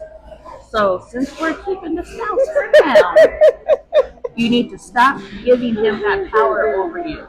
So in the moment you get ready to pick up whatever you're about to pick up, say, I'm not giving him that power over me. I love me too much. You understand? Yeah. I love me too much. Let that be your mantra. When you get ready to eat something, I love me too much. And sometimes some shit, fuck that shit, I'm hungry. You know. Honestly, no, that needs to be the mantra, not just when it comes to eating. It needs to be for a lot of areas because I don't love me enough has been the problem in itself. But now we're working on I love me too much. But we're only focused on stress eating. We can't solve all your damn problems in one day. No. But we're going to focus on this stress eating. This is going to be your homework because we can't do anything about him without actually sitting down with him. But we understand the root of all your issues with him is that he's not showing up for you. Not in the ways I need him to. In the way that you need him to. And all in that, you understand that you have to be flexible in how they show up. Just like with your daughter cooking, not until she's ready to eat it. Well, if we have some flexibility and we understand, yes, I could teach her how to cook like me, or I can I can teach her how to cook her way. Yeah. You know, so in the flexibility, if he's showing up his way, then we have to be receptive of that. But he also has to know, and this is what I told my husband, my love language is being able to share knowledge. If you let me teach you something, baby, you know what I'm saying? So if you give me, and it's funny because God just revealed this to me, I was like, the reason why I don't want to touch you or any of those things is because you're not letting me give my love language my way, but you want to give your language your way. Exactly. That's exactly our issue. Because I'm like, you want to have physical touch, which is your love language, but my love language, which is acts of service, is not being delivered, or it's not enough to you because your love language is physical. So then we're kind of at a disconnect already because you're wanting it your way and I'm wanting things my way, and we're not getting what we want here. So in that, you have to have some boundaries now, which there's a difference between I'm not fucking with you right now and having a boundary. And so the difference is a lot of it is energy. Because I'm not fucking with you, the energy is there, you know, like he's here, tight energy. Yeah. You know, but if this is a boundary, you're like, no, I'm cool. This just ain't happening. You know what I'm saying? And so that's the energy. You have to start paying attention to our energy because and we've been here for an hour, so whenever you're ready. But that's a boundary thing. And we have to say, until I get what I want from you, which is, and we're very clear, not you're a grown-ass man, you should know already, not this is common sense, not any of those things, because you come from a completely different background and expectation, and you're a woman. You are superior, and I don't like that word because it's associated with superior, you know, other, you know, but you are the queen. You are what pulses through your veins. You are a black woman, which means you're the oldest creator on this earth. Nothing is on this earth except through you. That is who you are. So you have every right to move that way and to have those expectations. And so in that, a queen does not throw her energy around because she is displeased. A queen just says, because I'm not getting what I want from this is not happening. And I ain't got to throw no energy towards it. Yeah. Why am I gonna fuck up my energy? I'm gonna be just like this and still hold your ass to task. Why? Because you're not living up to my expectations. And if you want to come into my space, you know who the fuck I am. And you got to come into that energy. You have to know who the fuck you are. And the first place we are doing that in is stress eating. This is the first place in your life that I can help you with if you choose to receive. I can help you with stress eating. And when you overcome this, that is the first step. If we have a pie chart, this is 1% of the totality of you knowing who the fuck you are. Yeah. Now we've got 99% more to do. But if we can help you with your stress eating, this is telling you that you can take over anything in your life and become who the fuck you know you are. Yeah. So you have to choose, are you going to give this man this power over you of self-destruction? Are you going to continue to destroy yourself behind anybody outside of yourself? If you choose, again, a pie chart, fuck yeah, I'm eating whatever the fuck I want to whenever I want to. But right now, you're eating whatever the fuck you want to whenever you want to. This is total self-destruction. Yeah. It's okay to have some self-destructive behavior because we're human. Fuck, I want to eat a goddamn chocolate bar. I'm eating the shit. Right. I will deal with the highs Exactly. later. Yeah. You know, but we need to marginalize that. We need to shrink this. This needs to get so fucking small that we are choosing self-destruction. There's a difference between I'm just giving in, self-destructive behavior. I'm pissed off. There's a difference between that and fuck this shit. I'm eating whatever the fuck I want to, and breaking discipline. Yeah. But you have to choose you every fucking time. Yeah. That's the first problem is me choosing me. Yeah. And we're doing it. I put everybody else first. So. But with stress eating, this is what enters your lips, crosses your mouth. Yeah. You can't put nobody over that. This is your choice between you and you. You and you. That's partially why I stress eat, because it's something I can control. Because right now, you're not controlling it though. Exactly. But because everything else, there's a lot of going on that I'm not controlling, or I'm not choosing to control. I'm stress eating because I feel like that's the only thing I'm controlling fully right now. Even though, but you're not controlling. Exactly. It's controlling you. Yeah. You feel because it's within yourself, your illusion. I'm making that choice to do it. Yeah. But why are you? What do you want for yourself? Do you want to eat this, or do you want to not eat it? Because there's the control. The control is if we know that choosing to eat this and everything that comes with that, the weight, the self-loathing, I don't know what you go through when you're stressed eat, but all the different things. Because of my dietary restrictions, when I'm eating a lot of the things that I'm not supposed to eat, it does not agree with my body. It's a gut issue. Like, it's a whole, it's an actual bodily issue it causes. So if you knew whatever you allow crosses your lips is shaving a second off of your life. And what's your youngest child? He's 8 months. You have an 8-month-old. Mm-hmm. And everything that you choose, well, this is in theory, because we know all this shit's killing us. We know it. Yeah. If you knew when you're stress eating, everything you're choosing to allow to cross your lips is shaving a second off of your life, and you have an 8-month-old to live for. Like, you just reset your fucking life clock. As soon as you had that baby, like, I have a 5 and a 7-year-old, which means I at least got to make it to 60 to be at their graduation. Yes. At least. And I want to see my grandkids, which means I set my life clock. At least I need to live, another 50 years in order to experience my children fully.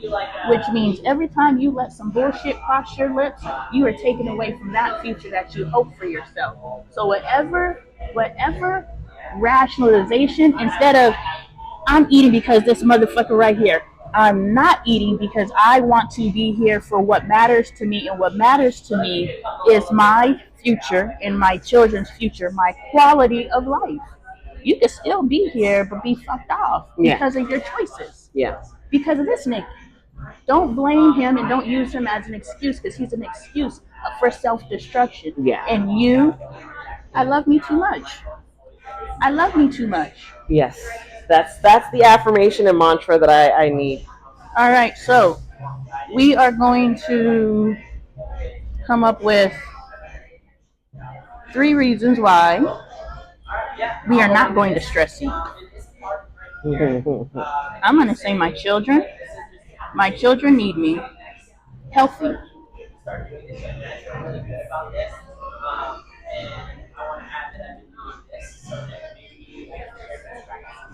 All right, your turn. Um,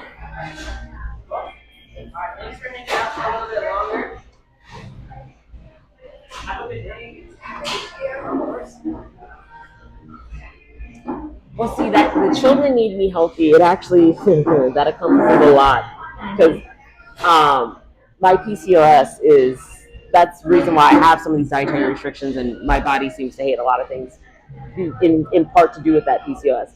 And the stress factor is not helping the PCOS either because my hormones, it's all encompassing each What do other. they say? You're not yourself till a year after the baby, so you're still fucked off in the game. Exactly. I still ain't had a period yet since I've had them. We're dealing with that with the gynecologist right now because I'm like, it's been 8 months and I still haven't had one. Right. But we also had my tubes. I had my tubes fried because I'm not having it anymore because I was like, him getting a vasectomy is not going to happen, as we can see, since he has now 10 children. Yeah. I'm getting my tubes fried because I wasn't going to have any more, regardless whether it's with him or anybody else. Yeah. I have 3 and I'm good. Yeah. I respect that. I was like, I had my tubes done, but it was like, yeah, my period still ain't come back, and that's been since January when I got those done. Yeah. So I'm like, but we also have endometriosis is now brewing as well. So I'm like, my hormones have been an issue since I was 23 because that's when they diagnosed me with PCOS. So I'm like, the stress of the PCOS and all my health stuff in itself has been an issue for quite a while. So that stress factor in itself. And I don't feel he understands that enough, which is probably another hindrance in itself, because it's like, I felt like if he understood that more, probably, like, he understands he has high blood pressure or he had hypertension. So he changed his diet. So changing your diet affected that. So if you understand that, me telling you I have these dietary restrictions affect my body because of my PCOS, whether it causes inflammation in my body or whatever else, that means those things kind of need to be taken heed, and you need to take those into consideration because it affects my health for the kids and for my longevity. Mm-hmm. So he's just not considerate of others. He's never been taught how to be considerate. So we'll have to work on that. We can't control him right now until we get him in a room, or we get you to the point where you can have these conversations with him. Yes. Yeah. So he doesn't take your health seriously, and so you have to shield yourself, because this is the space that you choose to exist. Until you choose to exist somewhere else, this is the space that you choose to exist in. So how can you be successful in this space? And so 3 reasons not to stress eat. I love me too much to not stress eat. Mm-hmm. I need me healthy. Mm-hmm. So the children need you healthy, but you need you healthy. Exactly. So if you can't reach to your children, reach to yourself. Exactly. Either way, whether you got these kids or not, you need to be healthy. What was your second one? I love me too much to stress eat. I love me too much to eat because of stress. Yes. To eat because of stress. All right. So,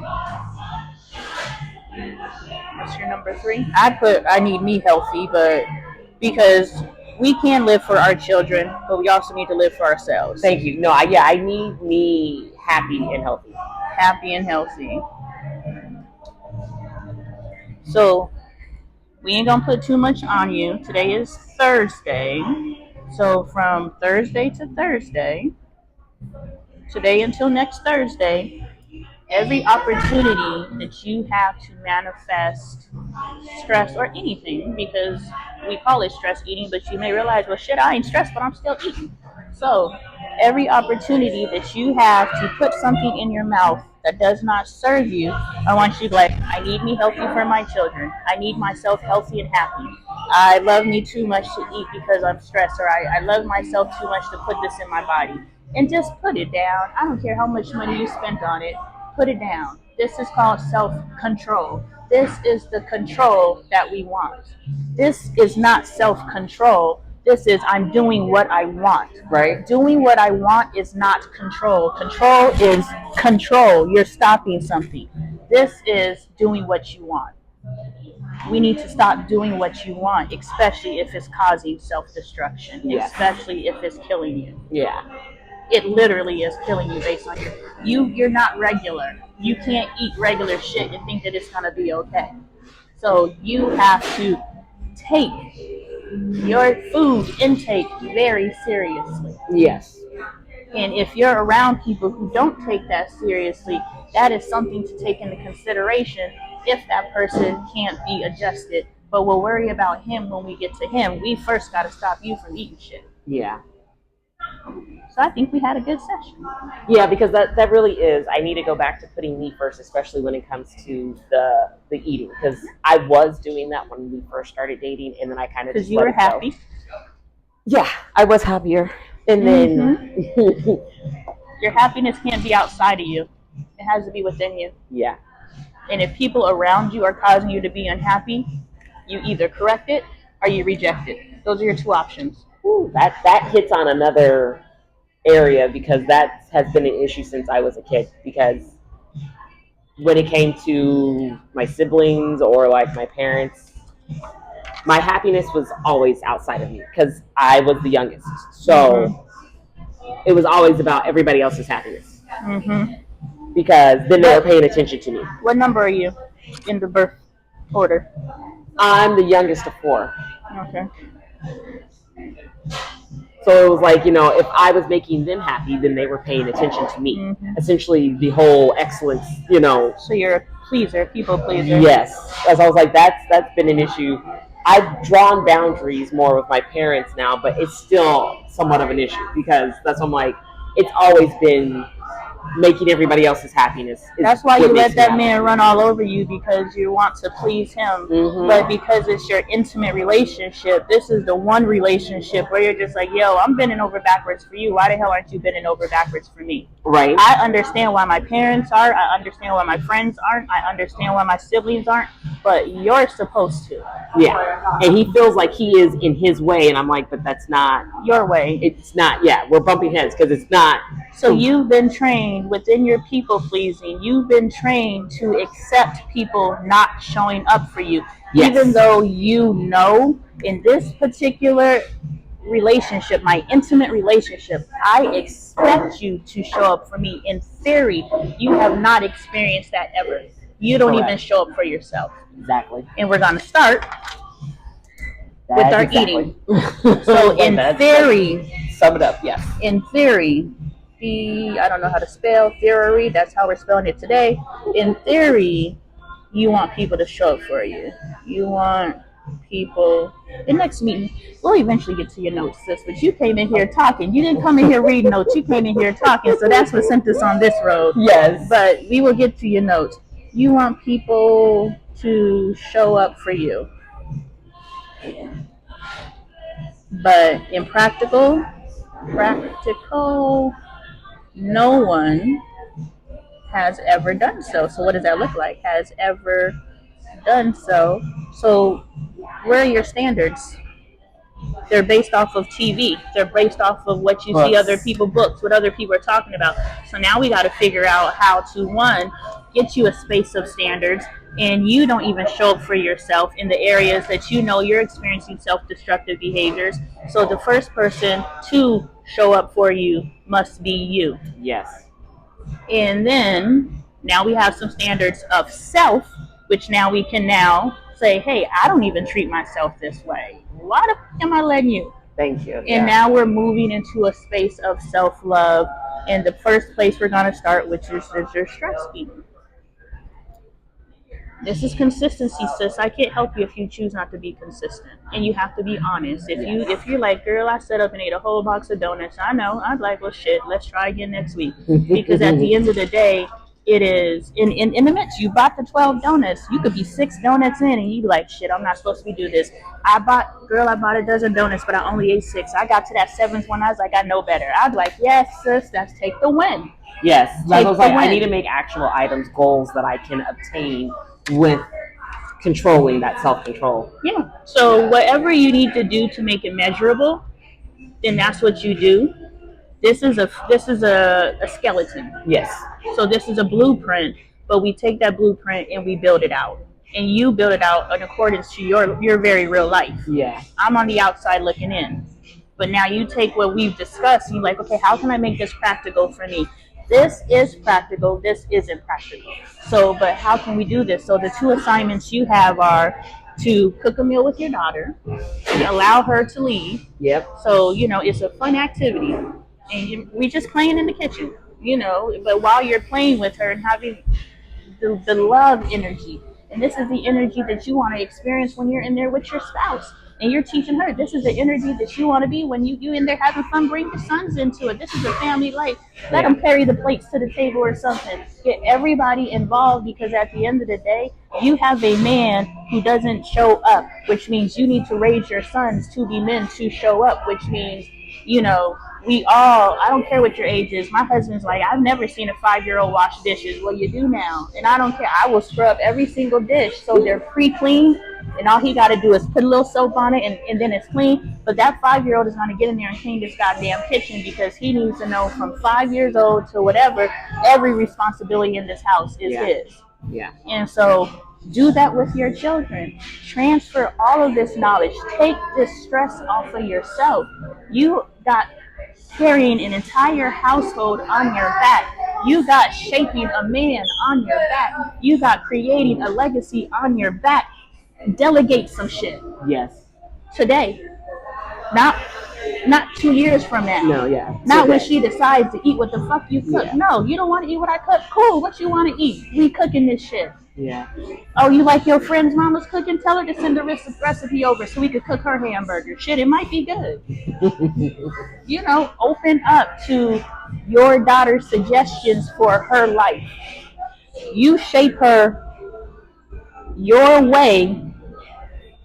You transfer, just like cooking. You're teaching her how to cook, but she's cooking her way. So you're transferring the skeleton, right? You're transferring her the skeleton, but she's going to execute it her way, and you got to be okay with the execution. But training her not to be you, because that's when that stress, oh my God, I got to do this, I got to do all that. That's when that gets stressful. But when you're transferring tools to her, now you're empowering her. And now that she knows that this is a help to you, this is her act of service and her love language. I want to show up for my mother. My mother deserves this. Yeah. And so it's not oh my God, I got to help with my siblings. It's like, no, I'm taking this stress up off my mother. And she gets to practice being a mother. She gets to practice all her skills. Yes. And so you learn from her. She learns from you. You birth yourself in the respect that she is you. She is. She's my mini-me. Yeah, she is you in this generation. You are her from this generation, which means you teach her from a wisdom space. She teaches you from a new perspective.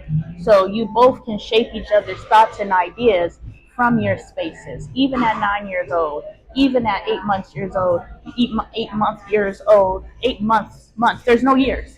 I was trying to make it work, sis. I was like, 8 months years. Wait. There's no years. But from 8 months years old, whatever the hell, you get what I mean. You guys are teaching each other, right? You're learning, you're seeing, like, these babies are just excited about life. The only time they're upset is when they're hungry, right? Tired, and tired. That's it. The dirty diaper. So you letting this nigga stress you out for you looking at the 8-month-old baby? He ain't got no stresses. And I make sure my kids are happy. I always make sure the kids are happy. But it's possible to live stress-free. Why? Because that 8-month-old is stress-free. Yeah. So we think it's because he's 8 months. No. I'm choosing to put the stress on myself. There's a way. to live stress-free. Yes. I live stress-free 99% of the time. Meanwhile, my husband is losing his mind. And I'm like, oh, that's unfortunate. And when he comes and tries to put his stress on my head, I'm like, la, la, la, la, la, la, la, la, la, la, la. You are not taking me down with you. I am too busy creating realities to allow you. And then I check back in when he starts talking right. So this is the control you can have over your life, but this is the control that this is work. And you have to love you enough. If we don't ever meet again, which I hope we do, whether it be online or we be in person, you have to know that you are a queen, you are a black woman, and you need to carry yourself accordingly. Yeah. Accepting just enough in any area of your life is not what we do anymore. Yeah. Every single area. Do you understand? God put you on this earth to enjoy every aspect of it. So if there is an aspect that you are not enjoying it, I don't care if it's the nail polish on my nails. I don't like that shit no more. Go change it. Why? Because you are supposed to be experiencing the desires of your heart. Did I ask you if you have a faith? In any of our conversations, and you said you rock with God. Mm-hmm. And do you read your Bible? I don't. I have one. It sits on the shelf most of the time. Yeah, mine did too. It's okay. But as we do this work, there's going to be some physical world changes that we're going to do, and then we're going to get into some spiritual, because what I have identified, I don't really know the Trinity because I ain't met Jesus yet. But I'm going to say the Father, the Son, and the Holy Ghost. Yes. What I have discovered in my journey, I met the Father first through religion, which means somebody told me who God was because I went to church. Yeah. When they were teaching me about the Father, they made me fear ghosts and spirits and all those different things. That's the devil. How will I ever get to the Holy Ghost if I don't commune with spirits? You understand? Mm-hmm. I have to be open to the ghost in order to know the Father. Mm-hmm. Because in order for the Father to communicate with me, I have to see the communication. So how God communicated with you is, I believe we met through the mom group. Yes. That was God. Yes. So we have to understand. Because he knows I've been trying. Yeah. So we have to understand that ghosts aren't, I'm using that language because it's Holy Ghost. Mm-hmm. But spirit is non-tangible. Spirit can't touch you like this. No. But what spirit can do is align us. Yes. Yes. But if we just believe, oh, it was just a coincidence. No, I don't believe in coincidence. This was the Holy Ghost. Exactly. And so there will come a point in your journey where you have to start believing in the intangible, so much so that you see everything in life is God moving and doing. Oh, yeah. And so, I believe how I got to where I am with God given strength, because I'm like, some days I'm like, I'm not that strong, but I'm like, he keeps pushing me to be that strong. Amen. I wouldn't have gotten where I was at without his assistance. Yes. So this is a partnership. And honestly, Father is only able to move through the Holy Ghost. I believe that they entered the Son because there are people who cannot rock with the intangible. Yeah. They need something physical to believe it. Mm-hmm. So God was like, all right, I'll give you something. Yeah, here's something physical. Do you believe in me now? Right. And so we have to understand that, like, I'm only in the Old Testament, so I don't know Jesus personally, but I've heard of Jesus through my life, but, and the reason why I say that is because I spent years in the church, and now that I actually have a relationship with God, I can say that I didn't know God. I know God now. Me and God, we aces, and I don't want this to sound, but I use God. God is a tool. Yes. God is powerful. Mm-hmm. I can't do this on my own, but when I partner with God, it's limitless. See, yeah, and it's finding the people that can get me there, because I had a church home, but like I stopped going to church because there was too many people in that church home that were hypocrites to me. And I didn't feel the love. I didn't feel comfortable in that church home with actually learning, like Vacation Bible School. I've always loved Vacation Bible School because it's like a Bible study for that week that you guys go through and have your classes, the interpretations, You're learning and studying everything. The word. Exactly. Mm-hmm. But I'm like, Bible study is once a week, and it's usually all adults. You don't have like a Yeah. kids Bible study that really. And they have children's church, yes, but they don't Yeah. have like a kids Bible study for the kids to really like dive into that, to learn And grow in their into the way. word. Yeah, they don't. I'm not gonna get into all of that stuff. I might have a church one day that's gonna do it right. But what I'm saying is, this is a partnership, and as you grow deeper into this knowing, you'll grow deeper into this knowing. And if you need this in order to grow into this, so be it. But this is a direct connection. Yeah, I was like, no, I'm here. You ain't even got a message. I'm here. Yeah, and look, hey, once I get to the New Testament, I might be like, Jesus, that's my homeboy. I might be. So I'm like, oh, Lord, I done talked so much stuff about Jesus. I talk stuff about God, too. I was so blasphemous last year. I was like, this is crazy. I'm supposed to believe in this non-tangible. When I tell you God put some work in on me, literally sent me into the pits of hell, and only God brought me out of it. I was like, oh, that's who you are. Yeah. And now I see He was like, you remember my name now? Oh, you know me now, huh? Yeah. Oh, you know me now. And so now I sing God's praises, and I don't need this. Yeah. It's this. And so as we journey through this, what you're going to do is strip all the lies that they've taught you to believe about yourself. You're going to strip that identity off of yourself, and you're going to realize who you are as a black queen, which is completely different than a black woman. You are a fucking queen. You need to know that. And you are raising a queen and two kings. Mm-hmm. I don't even feel right saying prince and princesses. You are raising kings and queens. You are creating your queendom. You are creating your legacy. Yes. And you cannot accept less than your best in order to transfer your best into them. You can't waste their life or yours any further. Yes. Now we're going to try to make this man work. But as you grow in love of self, if he doesn't grow in love of self with you, then we got to figure some stuff out. Yeah. But right now, he's willing. But I've told him, I was like, I need to work on myself. Like, I've told him multiple times, I was like, I need to figure me out, because then that can get us in a better place, because I know once I start dealing with my own issues, then that's going to push back on some of this so we can actually resolve some of this other stuff. I just warn you, sis, as you work on yourself. Oh, it doesn't mean that we'll end up okay at the end of it, but it will be in a better place. Yeah. Communication and parental wise. Yeah, because me and my husband were best friends until I started healing, and we turned into enemies.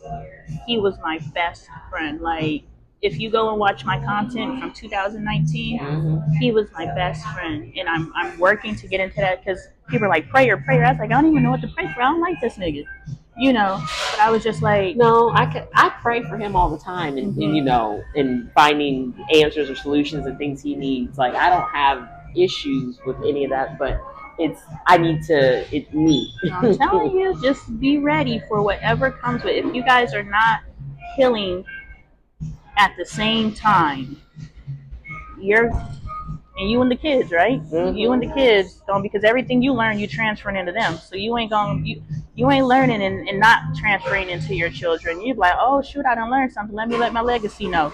So y'all going this way, and if he's still over here, so he needs to work on himself, whatever version that is, because he may not have the tools. Clearly, he doesn't have the tools, or he would be doing it.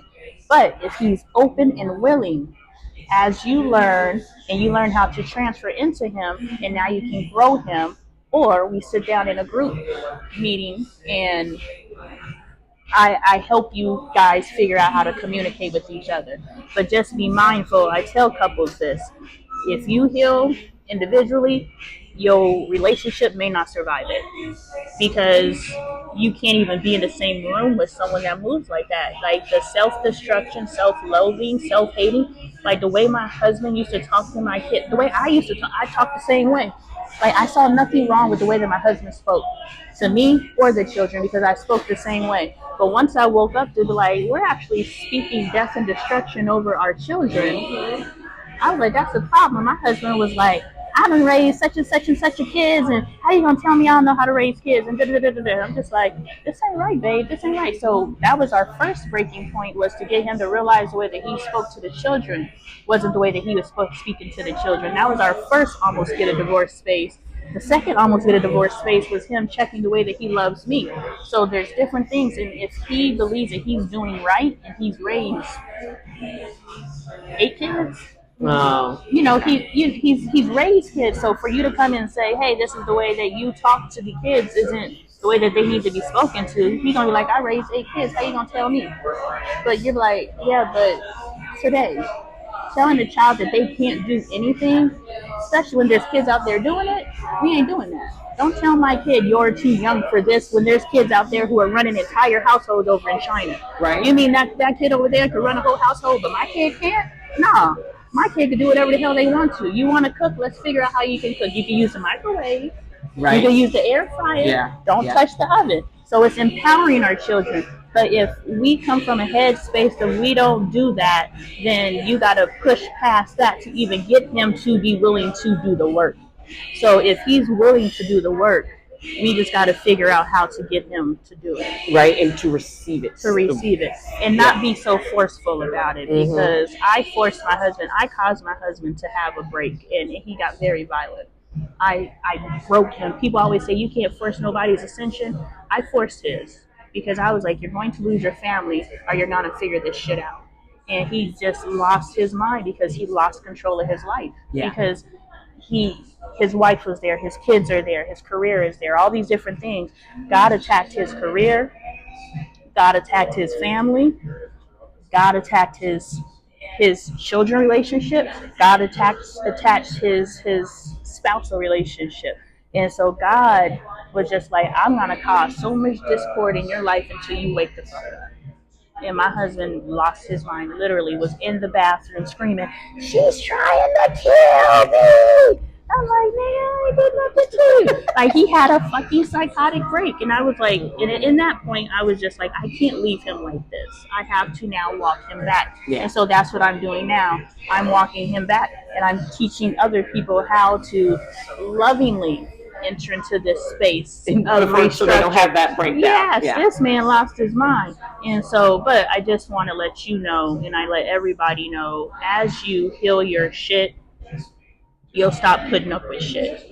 And if your spouse can't evolve that shit, it's going to cause a bigger wedge in your relationship. Well, see, that was the thing. I already stopped putting up with his shit. That's I got to the breaking point. Kind of, it was like, that's what it was like. I can't do this anymore, and I'm tired of every time you want to have these conversations, you're attacking me, and I just let you.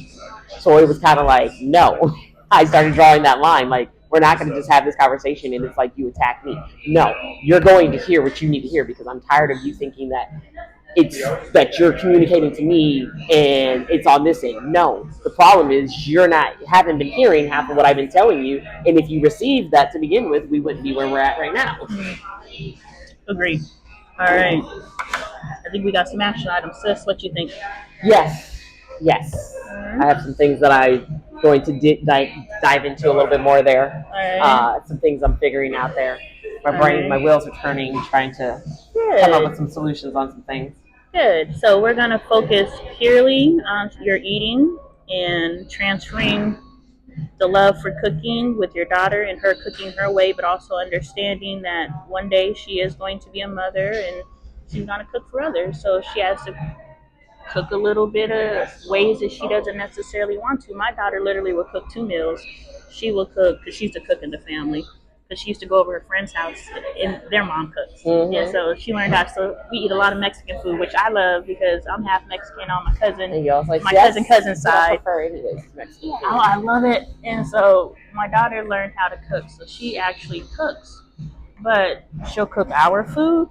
And then she'll cook her little, like, her plates be looking good too. So it's like straight up plating her stuff and shit. I'm just like, I can show you pictures. I eat with my eyes first. I'm one of those. That's I'm like, the plate has got to look like delectable. Yes. And that's one of the things that he doesn't understand. I'm like, if you just throw everything on the plate, I am more than likely not gonna want to taste it hardly, because it's not appealing to me to even look at it. So that's just inviting him into your world. And the way that it's transpiring right now is it's a force. Like, I do this for you, do it for me. I do this for you, you do it for me. Don't you see me? Don't you see me?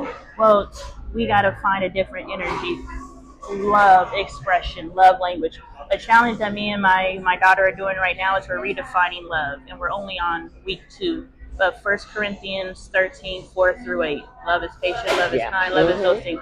So last week we lived love patiently. And because God is love and we live in our God consciousness in our God body, that means it's not just what we identify as love expression. It's we live as God lives, which means everything we do. I'm driving in God energy, which means I'm being patient. I'm ordering my food in God energy, which means I'm ordering with patience. I'm being patient with others. I said we're being patient with self, patient with others, patient with circumstances. And so this is week 2. So kindness. I'm being kind with self. I'm being kind with others. I'm being kind with circumstances. And we're still carrying patience forward, but we're focusing primarily on one expressive for the week. So you are working on your eating this week, but also let's redefine what love looks like. Yeah. How are you being patient with yourself? How are you being patient with others? How are you being patient with circumstances? Next week, how are you being kind with self? How are you being kind with others? How are you being kind with circumstances? This is something that you can choose to, when you're ready, start redefining what love is. But I know it's a lot because first of all, we're redefining control for you. Yes. So, do you want a card or you want it digital? What's going to help you? Oh, I'll create when I get home. All right. I'm an arts and crafts person, so I start so doing you'll have things. Your thing. Yeah. So you want a definition of what control is. So because before you thought your control was allowing yourself to do things. Yeah. But that's the absence of self-control. So now we need to redefine June 27th, 2024. What is your definition of control? And that's the control that you're going to live under. And you have flexibility, right? So circumstances are different. Yeah, control moves like this for me, but a little bit, Yeah. So, but don't be so willy-nilly with your definition that you still let old shit fly, because we're out of that energy. No. But understand what you felt was control is the absence of self-control. It's just allowing yourself to do whatever you feel like doing. That is not control. Control is taking control of your life and living in accordance to your definition of your best life experience. Okay? So you can build upon that. So that is your other homework. So from Thursday, we're going to define control.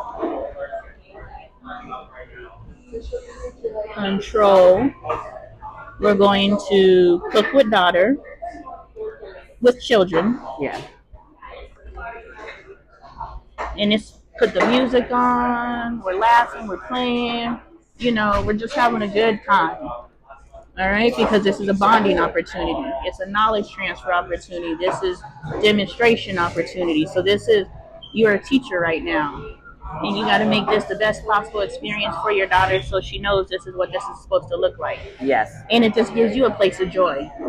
It gives you another way to enjoy your life. We got to find ways to enjoy our lives as often as possible.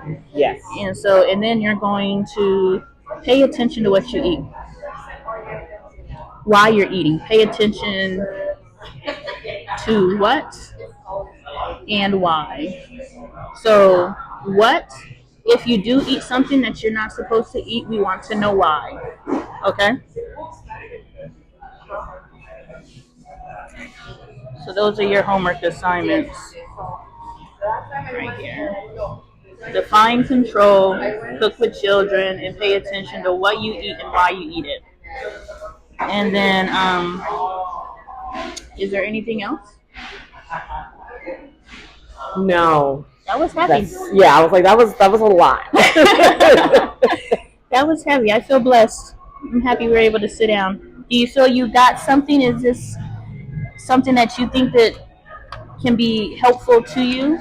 Yes, because it actually, I'll have to start journaling a little bit when I get home because it started to touch into a few other things. Because it's not just the self control and the eating, because it actually dives into other areas as well. So kind of starting to break some of those things down too a little bit, and starting to ask certain questions, certain things. Yes. You heal one, you solve one problem, you Well, heal solving 10 one, problems. thank you. It's like solving one problem can actually solve 10 more, because they're all kind of the same issue, just in different areas. Yes, and the fact that you're able to make those connections, you're able to heal yourself quicker than someone that's just like, okay, solve that problem. No, I solved that problem. I solved all that shit. Exactly. So shoot, what's next? Because it was like it's just asking the questions for those categories and then finding the answers, because it's the same type of problem. It's in a different area. Go off, analytical mind.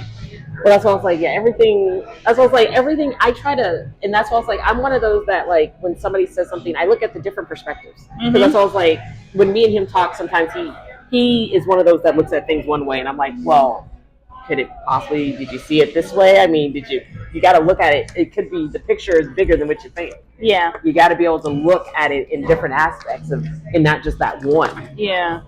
So I call this. These are all our discussions. We got to talk about this. We did a pie chart of why are we married, and then we took the pie chart and we said, okay, what were our questions? What does this information mean to me? What does this information mean to my spouse? How can I use this information? What is my hopes to see our wife's, I don't know, but it's in the next 6 months. In the next 6 months, yeah. So we took so this was his chart, and this is my chart. And so we analyzed each other's charts, and these are his answers. Yours got more information. Of course. Of course. And so it's for me to accept. That's one of my things. This is love is patient. Love is kind. So if this is the space that he's at, just knowing, ask questions to gain understanding. Don't ask questions to say you didn't do enough. Because that's one of the things. He's like, I'm not as wordy as you. I don't do this. I don't do those things. So that's where he's at, is gaining understanding when it comes to me. Because it's like, okay, now you see where the problem is. Now let me explain to you how that problem got here. And now you're understanding. Let me give you the backstory now that we're at this place with that problem. Yeah. So it's just gaining a space of understanding, but I wanted to show you one of my little graphics, if I could find it. It is the pie chart of life. And so in the pie chart of life, can you say, I know you think this, but can you say my perspective is 1%? Can you believe that what I'm saying has a 1% probability of being true? Oh, yeah. So for him, because he only thinks one way, this is my husband. That's why I was just like, okay, out of 100%, could it be that 1% of what I'm saying is true? Can you accept that 1%? And if you can accept that 1%, then you unlock so much more. Yeah. Receive what I'm saying. You don't have to agree. My husband's like, I don't always agree with what you're saying. You don't have to agree. Exactly. Understanding doesn't mean agreement. Exactly. It means that you just see there's another perspective. And if I just said 1,000 words, and of those 1,000 words, 3 of those resonated, add those 3 to your definition. And now you just grew yourself. But you got to at least be willing to receive 1% of what I said. And so, I'm a process improver. That was what I did. And well, that's not my official title when I was in corporate America, but every job that I came into, so I worked in accounts payables, but every job that I came into, I streamlined the role. Things that 3 people did, I figured out how to make it so that 1 person does it, which means that I'm doing that same thing with my life. I am saying, okay, I am documenting everything, and we're going to figure this shit out, because failure is not an option, because my children need to grow up with both their parents. Yes. That's very imperative. My sons love their daddy's dirty draws. Whether I feel he is value add or not, they love their daddy. And I see his value, even though it's not my value. But I see his work and I see his growth. Therefore, this marriage has to work at my greatest effort. We just accept people as they are, and then we allow failure into our lives, and then our lives fail. and it's not for the betterment of the children, well, it all has to be for the betterment of the children. Right. For our legacy. Exactly. We have to stop broken homes at us. We have to stop divorce at us. We have to stop the inability to communicate at us, which means we gotta do the fucking hard work. But living this way is even harder. Oh yeah. So completely. Solving the stress eating is hard. Living in a space that stress eating causes is hard. Yes. So we got to choose which hard we want. And I would rather fight for my life and fight for my family and fight for my children than accept this any longer. I'm not living in this world anymore. I'm not contributing to this world anymore. And the way that I do that is checking myself every second of the day.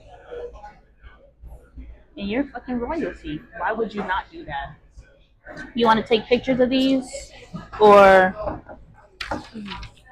Well, that might be helpful because there might be something that I'd be like, oh, let me not notate that. Yeah, and I think there's front and back on them. And then what we can do is I'll go home, and shit just pops in my head. So I'm that way too. That's why I was like, as my drive home, because I got to go back to Buckeye. Don't be in that head like, yes. And music is my thinking time, especially like I sit there and I'll play, like that's why I was like, I know what space I'm in because the music that I gravitate towards is all a lot of hurt, a lot of then like I want to get away from that space. Yeah. And you deserve it. And you know you deserve it, you just don't know how. It's never been demonstrated. Exactly. So you're gonna be the first person. You've accepted nothing but bullshit your entire life. And now you're learning how to not accept bullshit. And the first person you're going to stop accepting bullshit from is you. And we are going to do it together until you could do it by yourself. And I'm going to cheer you on the whole step of the way. Yeah. All right. It's going to be a work in progress, but we will. I'm a work in progress. I will take your microphone. Thank you for letting me document this. Probably be a lot of good stuff there. Oh my God, this is gonna help so many people. You have no idea. Like our ability, our willingness to be vulnerable for others heals so many. And because you know your healing is helping others, it almost inspires you to keep healing. Yes. Because those who see you, everybody's not gonna see me. Everybody's not gonna see you. Oh yeah. But if we get you to the space of where you're healing, those who do see you, now you can help them. Yeah. Because we deserve this. Yeah. We deserve this. We deserve freedom. Yeah. We are the most, and I can't stop going to this. We are the most powerful fucking beings walking this earth. That's why we're the most hated, the most oppressed, the most feared is a black woman. Why do you think they keep us on our knees? Because when we rise up our nation, which means our men come right behind us. That's why they keep us down. Because the moment we figure out who the fuck we are as a people, not just as me, not just as you, as a people, them motherfuckers in trouble. Oh yeah. And they don't want it. So it's our duty to give these motherfuckers what they don't want. Right. Yes.